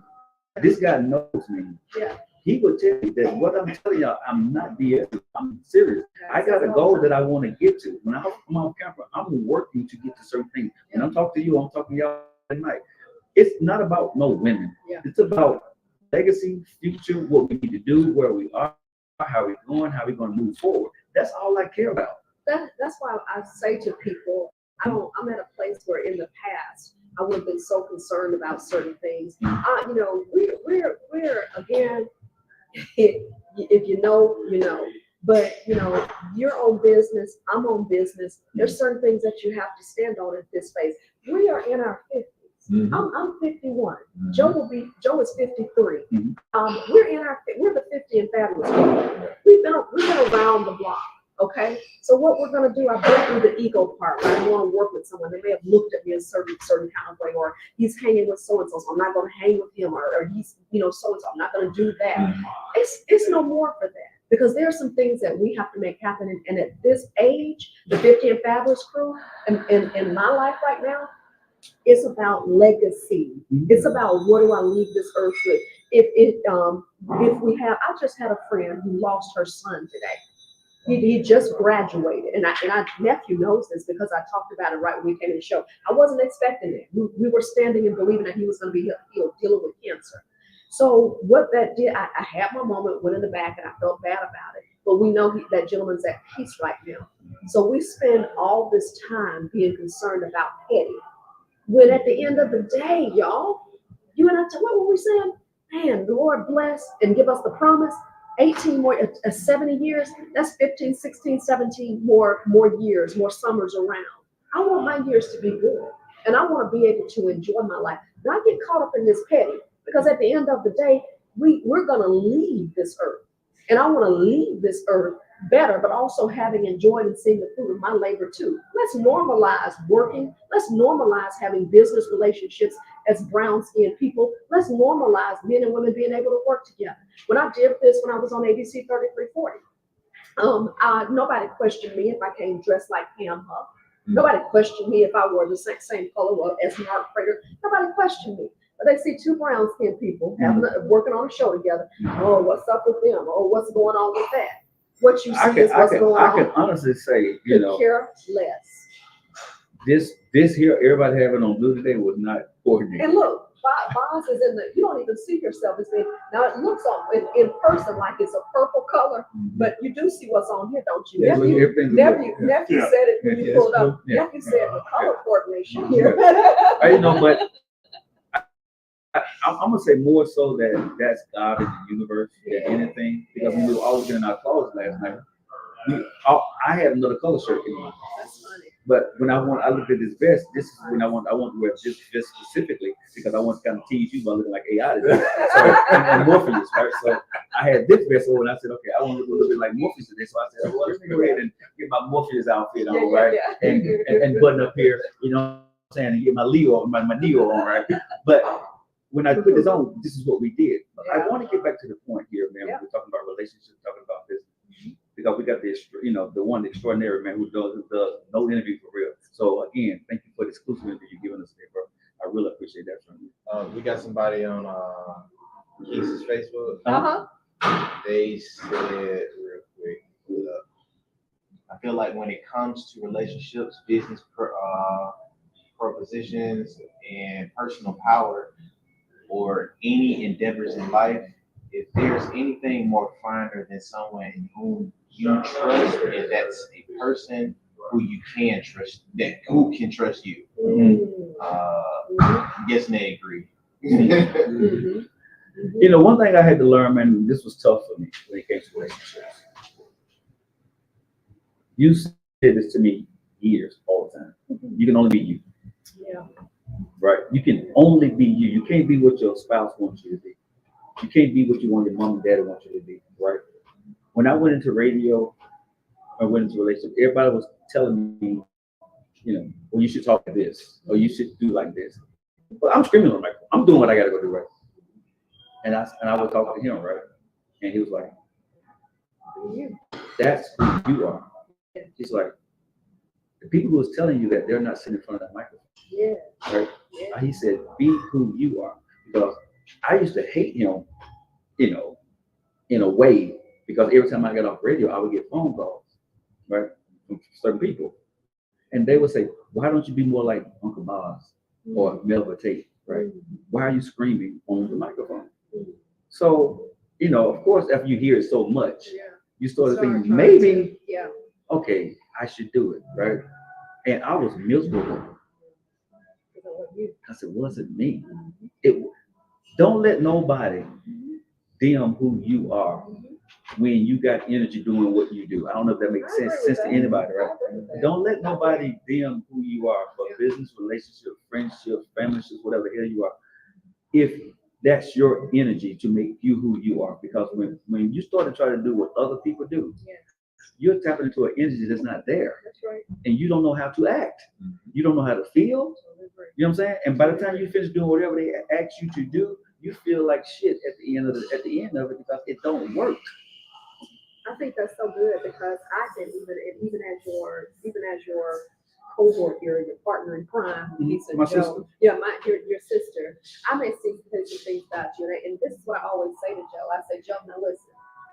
said, now this is what I see for you. I said, or this is what I'm thinking. But at the end of the day, I also will, and if I don't say it, I'm saying it now. So you have it here on now. I say now, I'm going to give you this, and this is what I see in the moment. But you always have choice with me. And even as, and I do that sometimes with my friends, you always have choice with me. I may say, well, this is what I'm thinking, this is what I see. But if that's not who you are, or if that doesn't work, throw it out.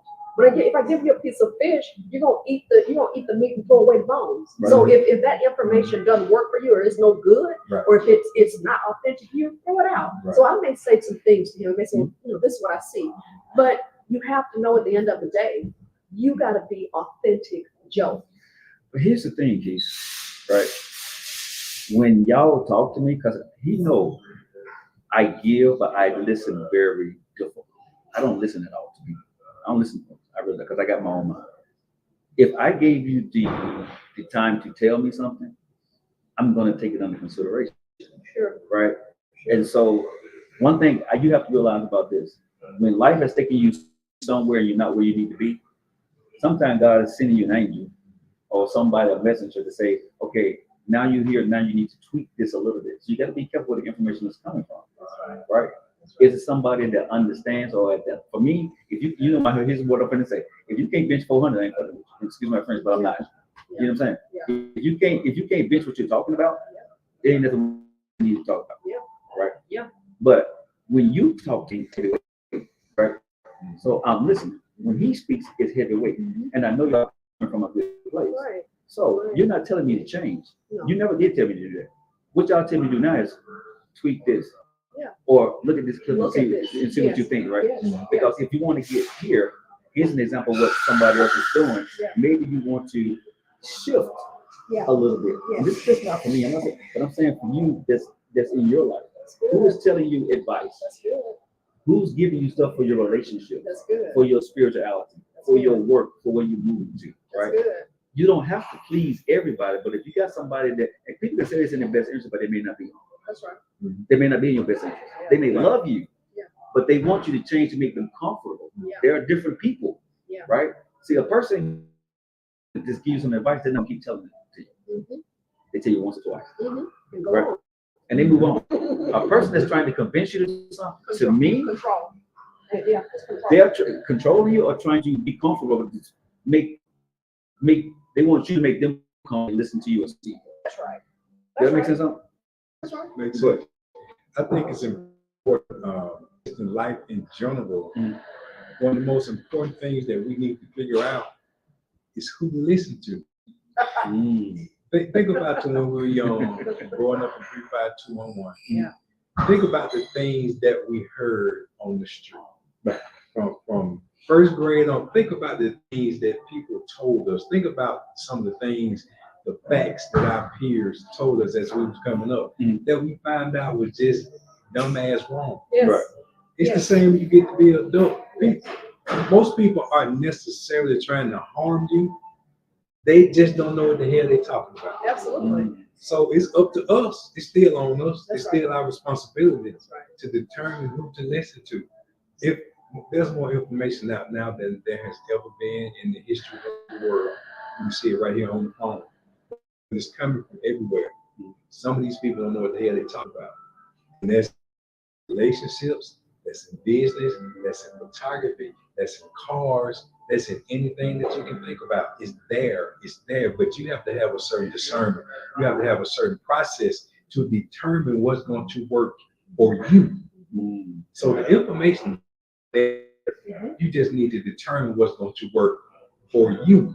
What work for you might not work for Bob, may not work for Keisa, may not work for them, because we're four different people with different experience. We are in different places. We want to be in different places. The information is going to come. We get one person to stand right there, say the same thing to all four of us. All four of us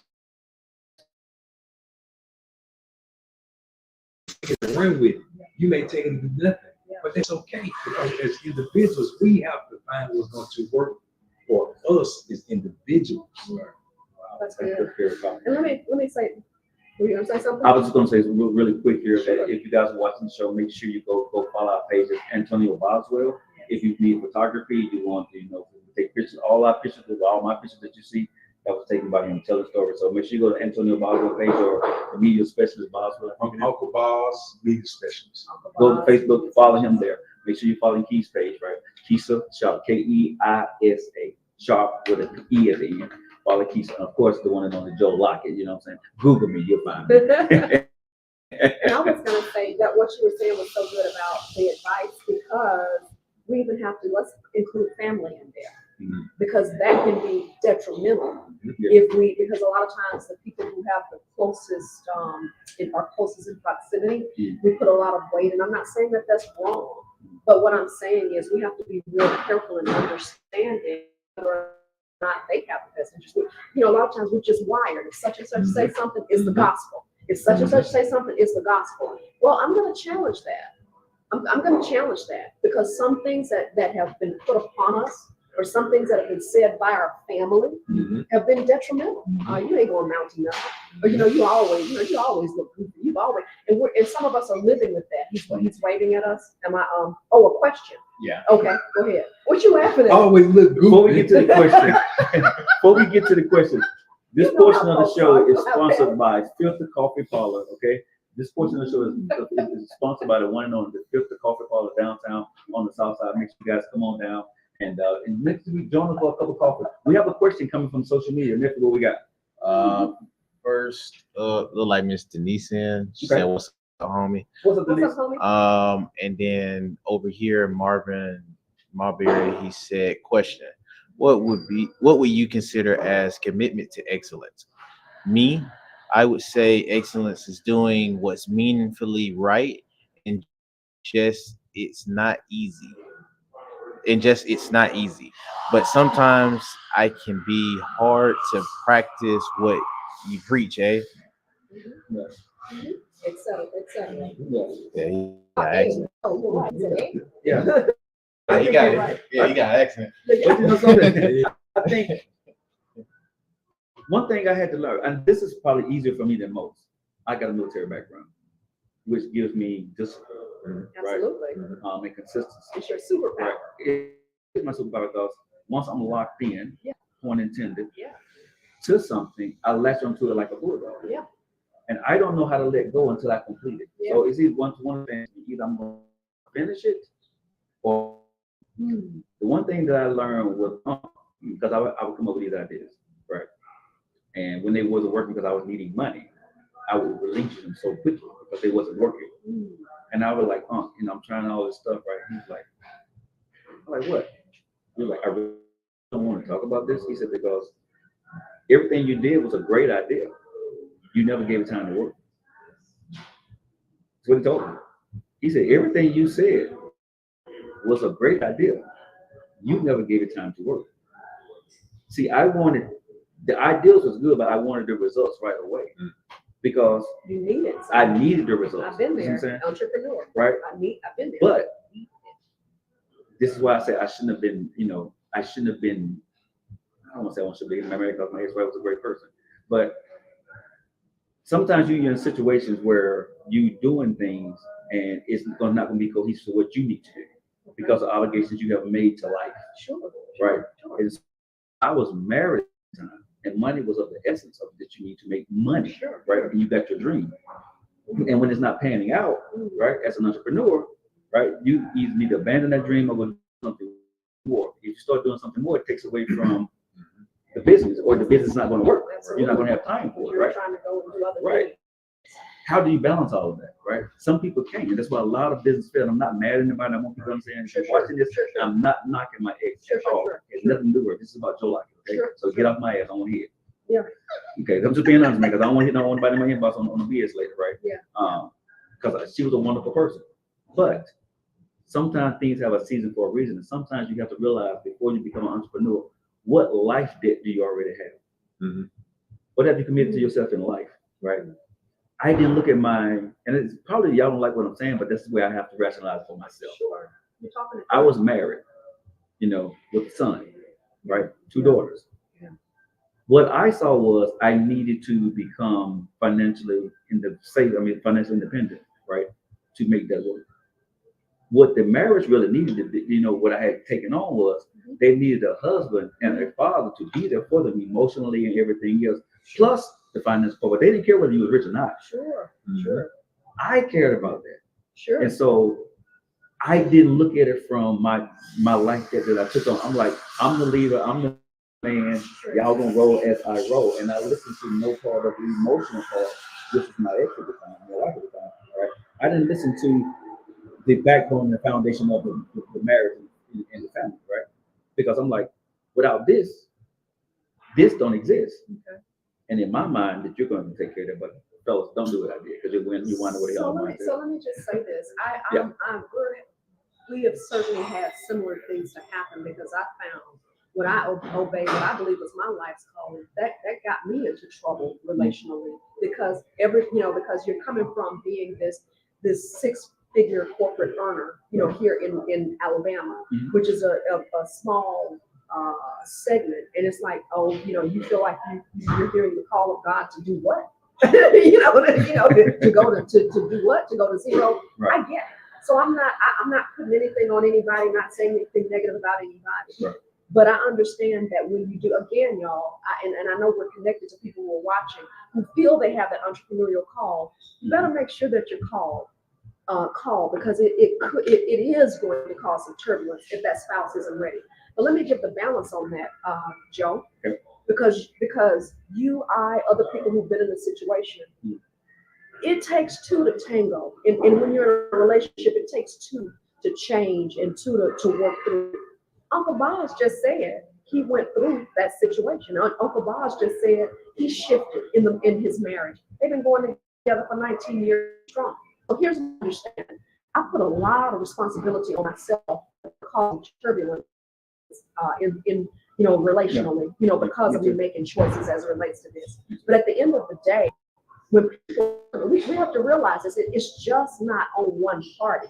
We're adults here. And so when we stand and we take those vows before God, you're not just taking a vow to the person, you're taking a vow to God. And what you're saying is for better or for worse. So when it changes, sometimes the issue, not sometimes, the issue is not what changed. The issue is how we stand up as man and woman and deal with this change together. Well, how do we talk through? So at that point in the relationship, I always say this, you're and maybe this is the coaching part of me that's coming out. You're going to come to a place where you're going to have a challenge. That's to determine any relationship that you deal with. You're going to, as you progress, come to a challenge. How you handle the challenge determines if that relationship is going to go forward, or determines if you're going to regress and the relationship is not going to make it. I'm sorry. You want to be quiet? You got something to say, right? You look puzzled. No, I wasn't puzzled. I keep notes. So I like what you just said about when you feel like God has given you a message, when God has called you. And I want to go back to the Bible. I don't know no scriptures, but I'm still going to go back to the Bible, right? I don't know where it is. I don't know the numbers. But think about in the Bible, when God told someone to do something, when God called a person, remember how much shit they went through? Come on now. It's like we missed that.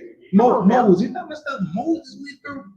Noah, how much stuff Noah went through? So we act like God is gonna give us this call and everything is gonna be okay. Everything's gonna be all right. Your wife gonna understand. Yes. Your neighbors gonna understand. You know how they talk about Noah building that boat? Yes. This Negro crazy. Yes. This big boat, bringing all these animals. Noah kept going. Right. Then Noah he had to feel some kind of way. Moses had to feel some kind of way. Joseph had to feel some kind of way because your friends and family, they don't get it. They don't get it. So it's the same with us. We feel it. We feel it. God told me to do that. And you look around, think somebody gonna understand. Think around, thinking somebody gonna help you. Why we expect that with the Bible we claim to follow? Yes. So it's totally different. That part. Don't nobody sing your praises until you accomplish what God told you to accomplish. You can't accomplish what God told you to accomplish unless you keep moving and forget other people. That part. Man, listen, I didn't say it as eloquent as you said, but I always said God didn't bring me here to drop me off. That's it. That's always you say. You always say that. That helped me get through some stuff. That part. You used to always say, bro, God did not bring us this far to leave us. So that means keep going. It's a story I can tell. He was in the studio. You know where I'm gonna go. I didn't have the money to pay for the show. Right? It was a certain amount. Right? And I said, I had to talk with him probably about 10 minutes prior to what happened. I said, bro, this may be my last show. I've exhausted everything. I said, bro, I've done everything. I said, I can't. This last little portion of it, I'm not gonna be able to take the radio show. No, maybe our last show. What happened on? 10 minutes later, the amount that I needed walked through the door in a checkpoint of the person said, hey, I know you charge more. This is when I know God's, this is when I said, I know my radio show is meant to be. She said, I know you charge more, but this is all I have left on the budget. It was the exact amount that I need to pay for that radio show. Wow. Me and you, what did we looked at each other like, Wow. well, that's not a powerful moment, bro. Powerful moment. And I always say, if you pay attention, you'll see signs of what you're supposed to be doing, and how you're supposed to be moving. Yes. And who you're supposed to be dealing with. So how all of us, I ain't talking to now one of y'all today, how of us so we're almost in the same color. In the same color scheme. There was no plan to that. Yeah. I was supposed to wear something else. I put another outfit on, and I just made the last second decision to put this on. I had picked out I had a white shirt and I had a pink shirt that I was going to wear. But when I looked at what I was, how I wanted to perform out right, the white did not look as good with the gray. I want to wear this vest, so the blue actually popped a lot better. So I wear a blue shirt today. So yeah. But I just think at the end of the day, man, when things are supposed to happen, if something happens to me, I don't look at it as being bad. Right. I do not. Right. I say this is what's supposed to happen to get me to where I need to go. Absolutely. So I need to get through this. So I start looking at things that happen to me, whether it's family members, it's friends, or whatever. I'm gonna say this is good. Because I'll be careful when I say this, but I'm gonna say this: be careful what you ask for. He knows where I'm going to go, because I said it many times. I asked God to remove all the people out of my life. He sure did. He sure did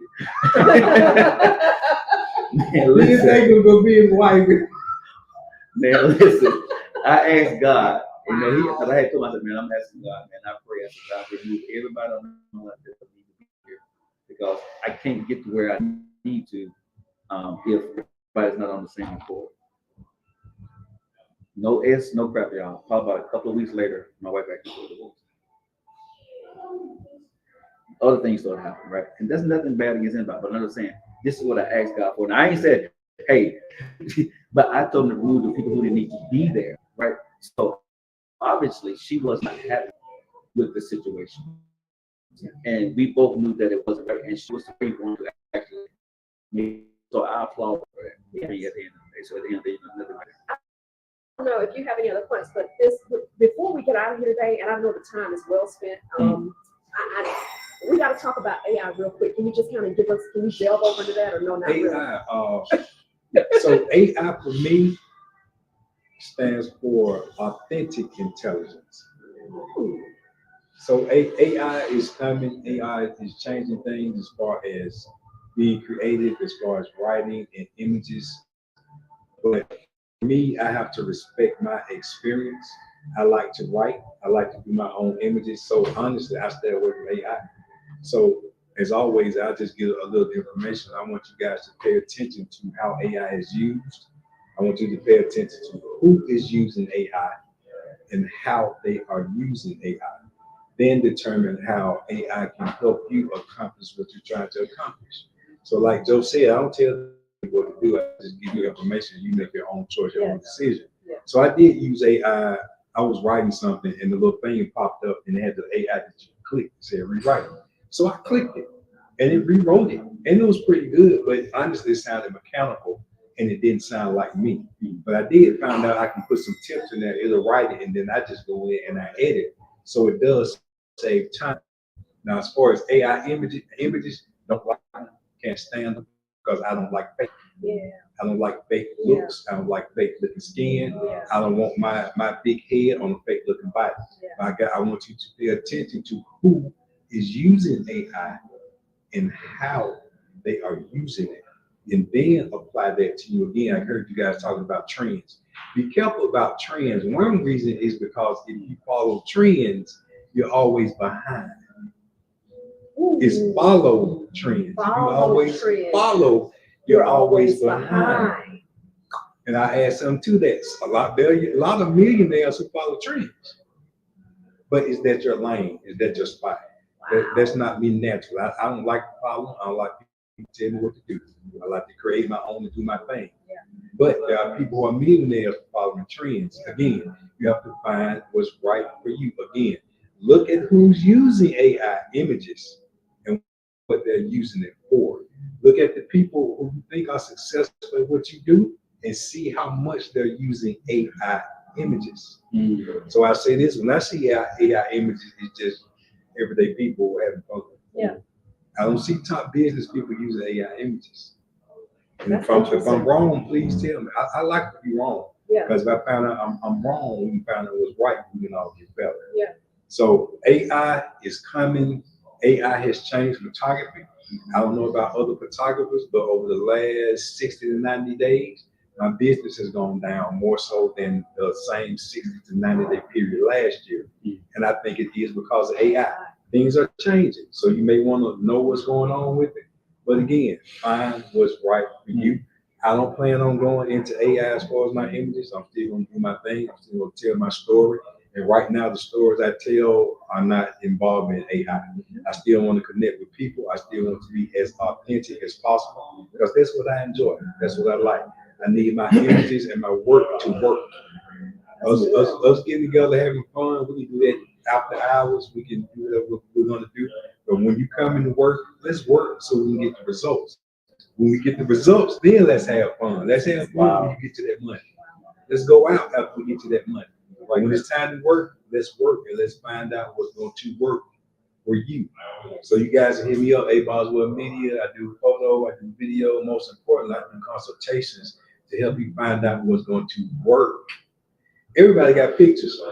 Everybody ain't making money. Well, let me ask you: is the Keisa show is it working, sir? Is what? The Keisa and Joe show is working. The Keisa and Joe show is working because you did the photo shoot for it. I did the photo shoot for. I've talked to you guys about it. I guess unofficial consultation because both of you always call me and ask me questions. Right? And I'm honored. But certain people call me. A lot of people don't call me, but certain people call me and ask me questions, and that honors me because of the caliber and what those people do. So when you guys call me, I'm not going to tell you what to do. I'm going to give you options. Sure. And I appreciate both of you for listening to the options and then making the move how you feel like it's going to work for you. Last thing here, when we did our photo shoot, we took a lot of pictures. We did. Right. So far, how you see us using the photos, is that a good way, bad way? Because a lot of people don't understand that when you take a photo shoot, you should use the pictures in a certain way. Do you see Keisa and I using these pictures in a valuable way? Yeah, you're using them in a valuable way, and I'm going to say this not to blow my own horn. Mm-hmm. You use them in a valuable way because I taught you how to use them in a valuable way. But even before you use them in a valuable way, you need to take the right pictures. You have to tell the story. Yeah, but the story doesn't start when you post the picture. The story starts before you take the picture. Mm. What is the picture going to look like? What are your mannerisms going to be? What are your poses going to be? What is the light going to be? What are you going to wear? What's going to be your facial expression? What's going to be your body position? A lot of people just take the picture and try to look the best they can. That doesn't always connect to the people who are going to come spend money. If you run the business, you have to connect with the people who are coming to spend money. Your friends and family can click like, but don't we say friends and family don't support your business? Right. So who you trying to impress? A Boswell me. All right, guys. All right, you guys make sure you follow A Boswell. Make sure you follow the Keisa page, follow this page. We hope you guys have enjoyed the show. And make sure you guys, if you guys got time, come down and have coffee with us next Wednesday, same time. But it's Filter Coffee Parlor Shop. And today, y'all know the Joe Locker Show is going to be on at 4 o'clock with me, nephew, and Denise. You guys stay locked in for that. Keisa, you're going to be doing some stuff out there on your page too, right? Absolutely. Just y'all stay tuned for the hot topics, for videos about relationships and marriages and all that great stuff. And also, we're going to do a recap of some of the high points of this show as well for those of you who missed it as well. So stay tuned. And please follow him because he's hilarious on social media. He really is. Don't be fooled by the quiet demeanor. He said he didn't do AI. If y'all look at our flyer, yeah, those pictures, was sent to me by him. Yeah. The AI picture was his picture, not mine. Okay, that was his. And I have to give him a compliment. Because of the photo shoot, I told Joe this. Because of the photos, because of people said, Joe took a video with me there in the studio. I've gotten the most, I did a reel with it. I've gotten the most views on any reel from that reel that he shot with me going in there. He shot 2 videos. I've gotten the most views on those reels than any other reels I've gotten. And then 2 people said they watched the show because of the images that you took, because we were having fun. And they were like, man. That's what it's all about. Yeah. It's about telling that story, and the story is going to connect. Yeah. Thank you guys so much, man. You guys stay like that. We appreciate you guys so much. Subscribe, follow, comment. We appreciate it, guys. We'll see you guys next week. Have a good one.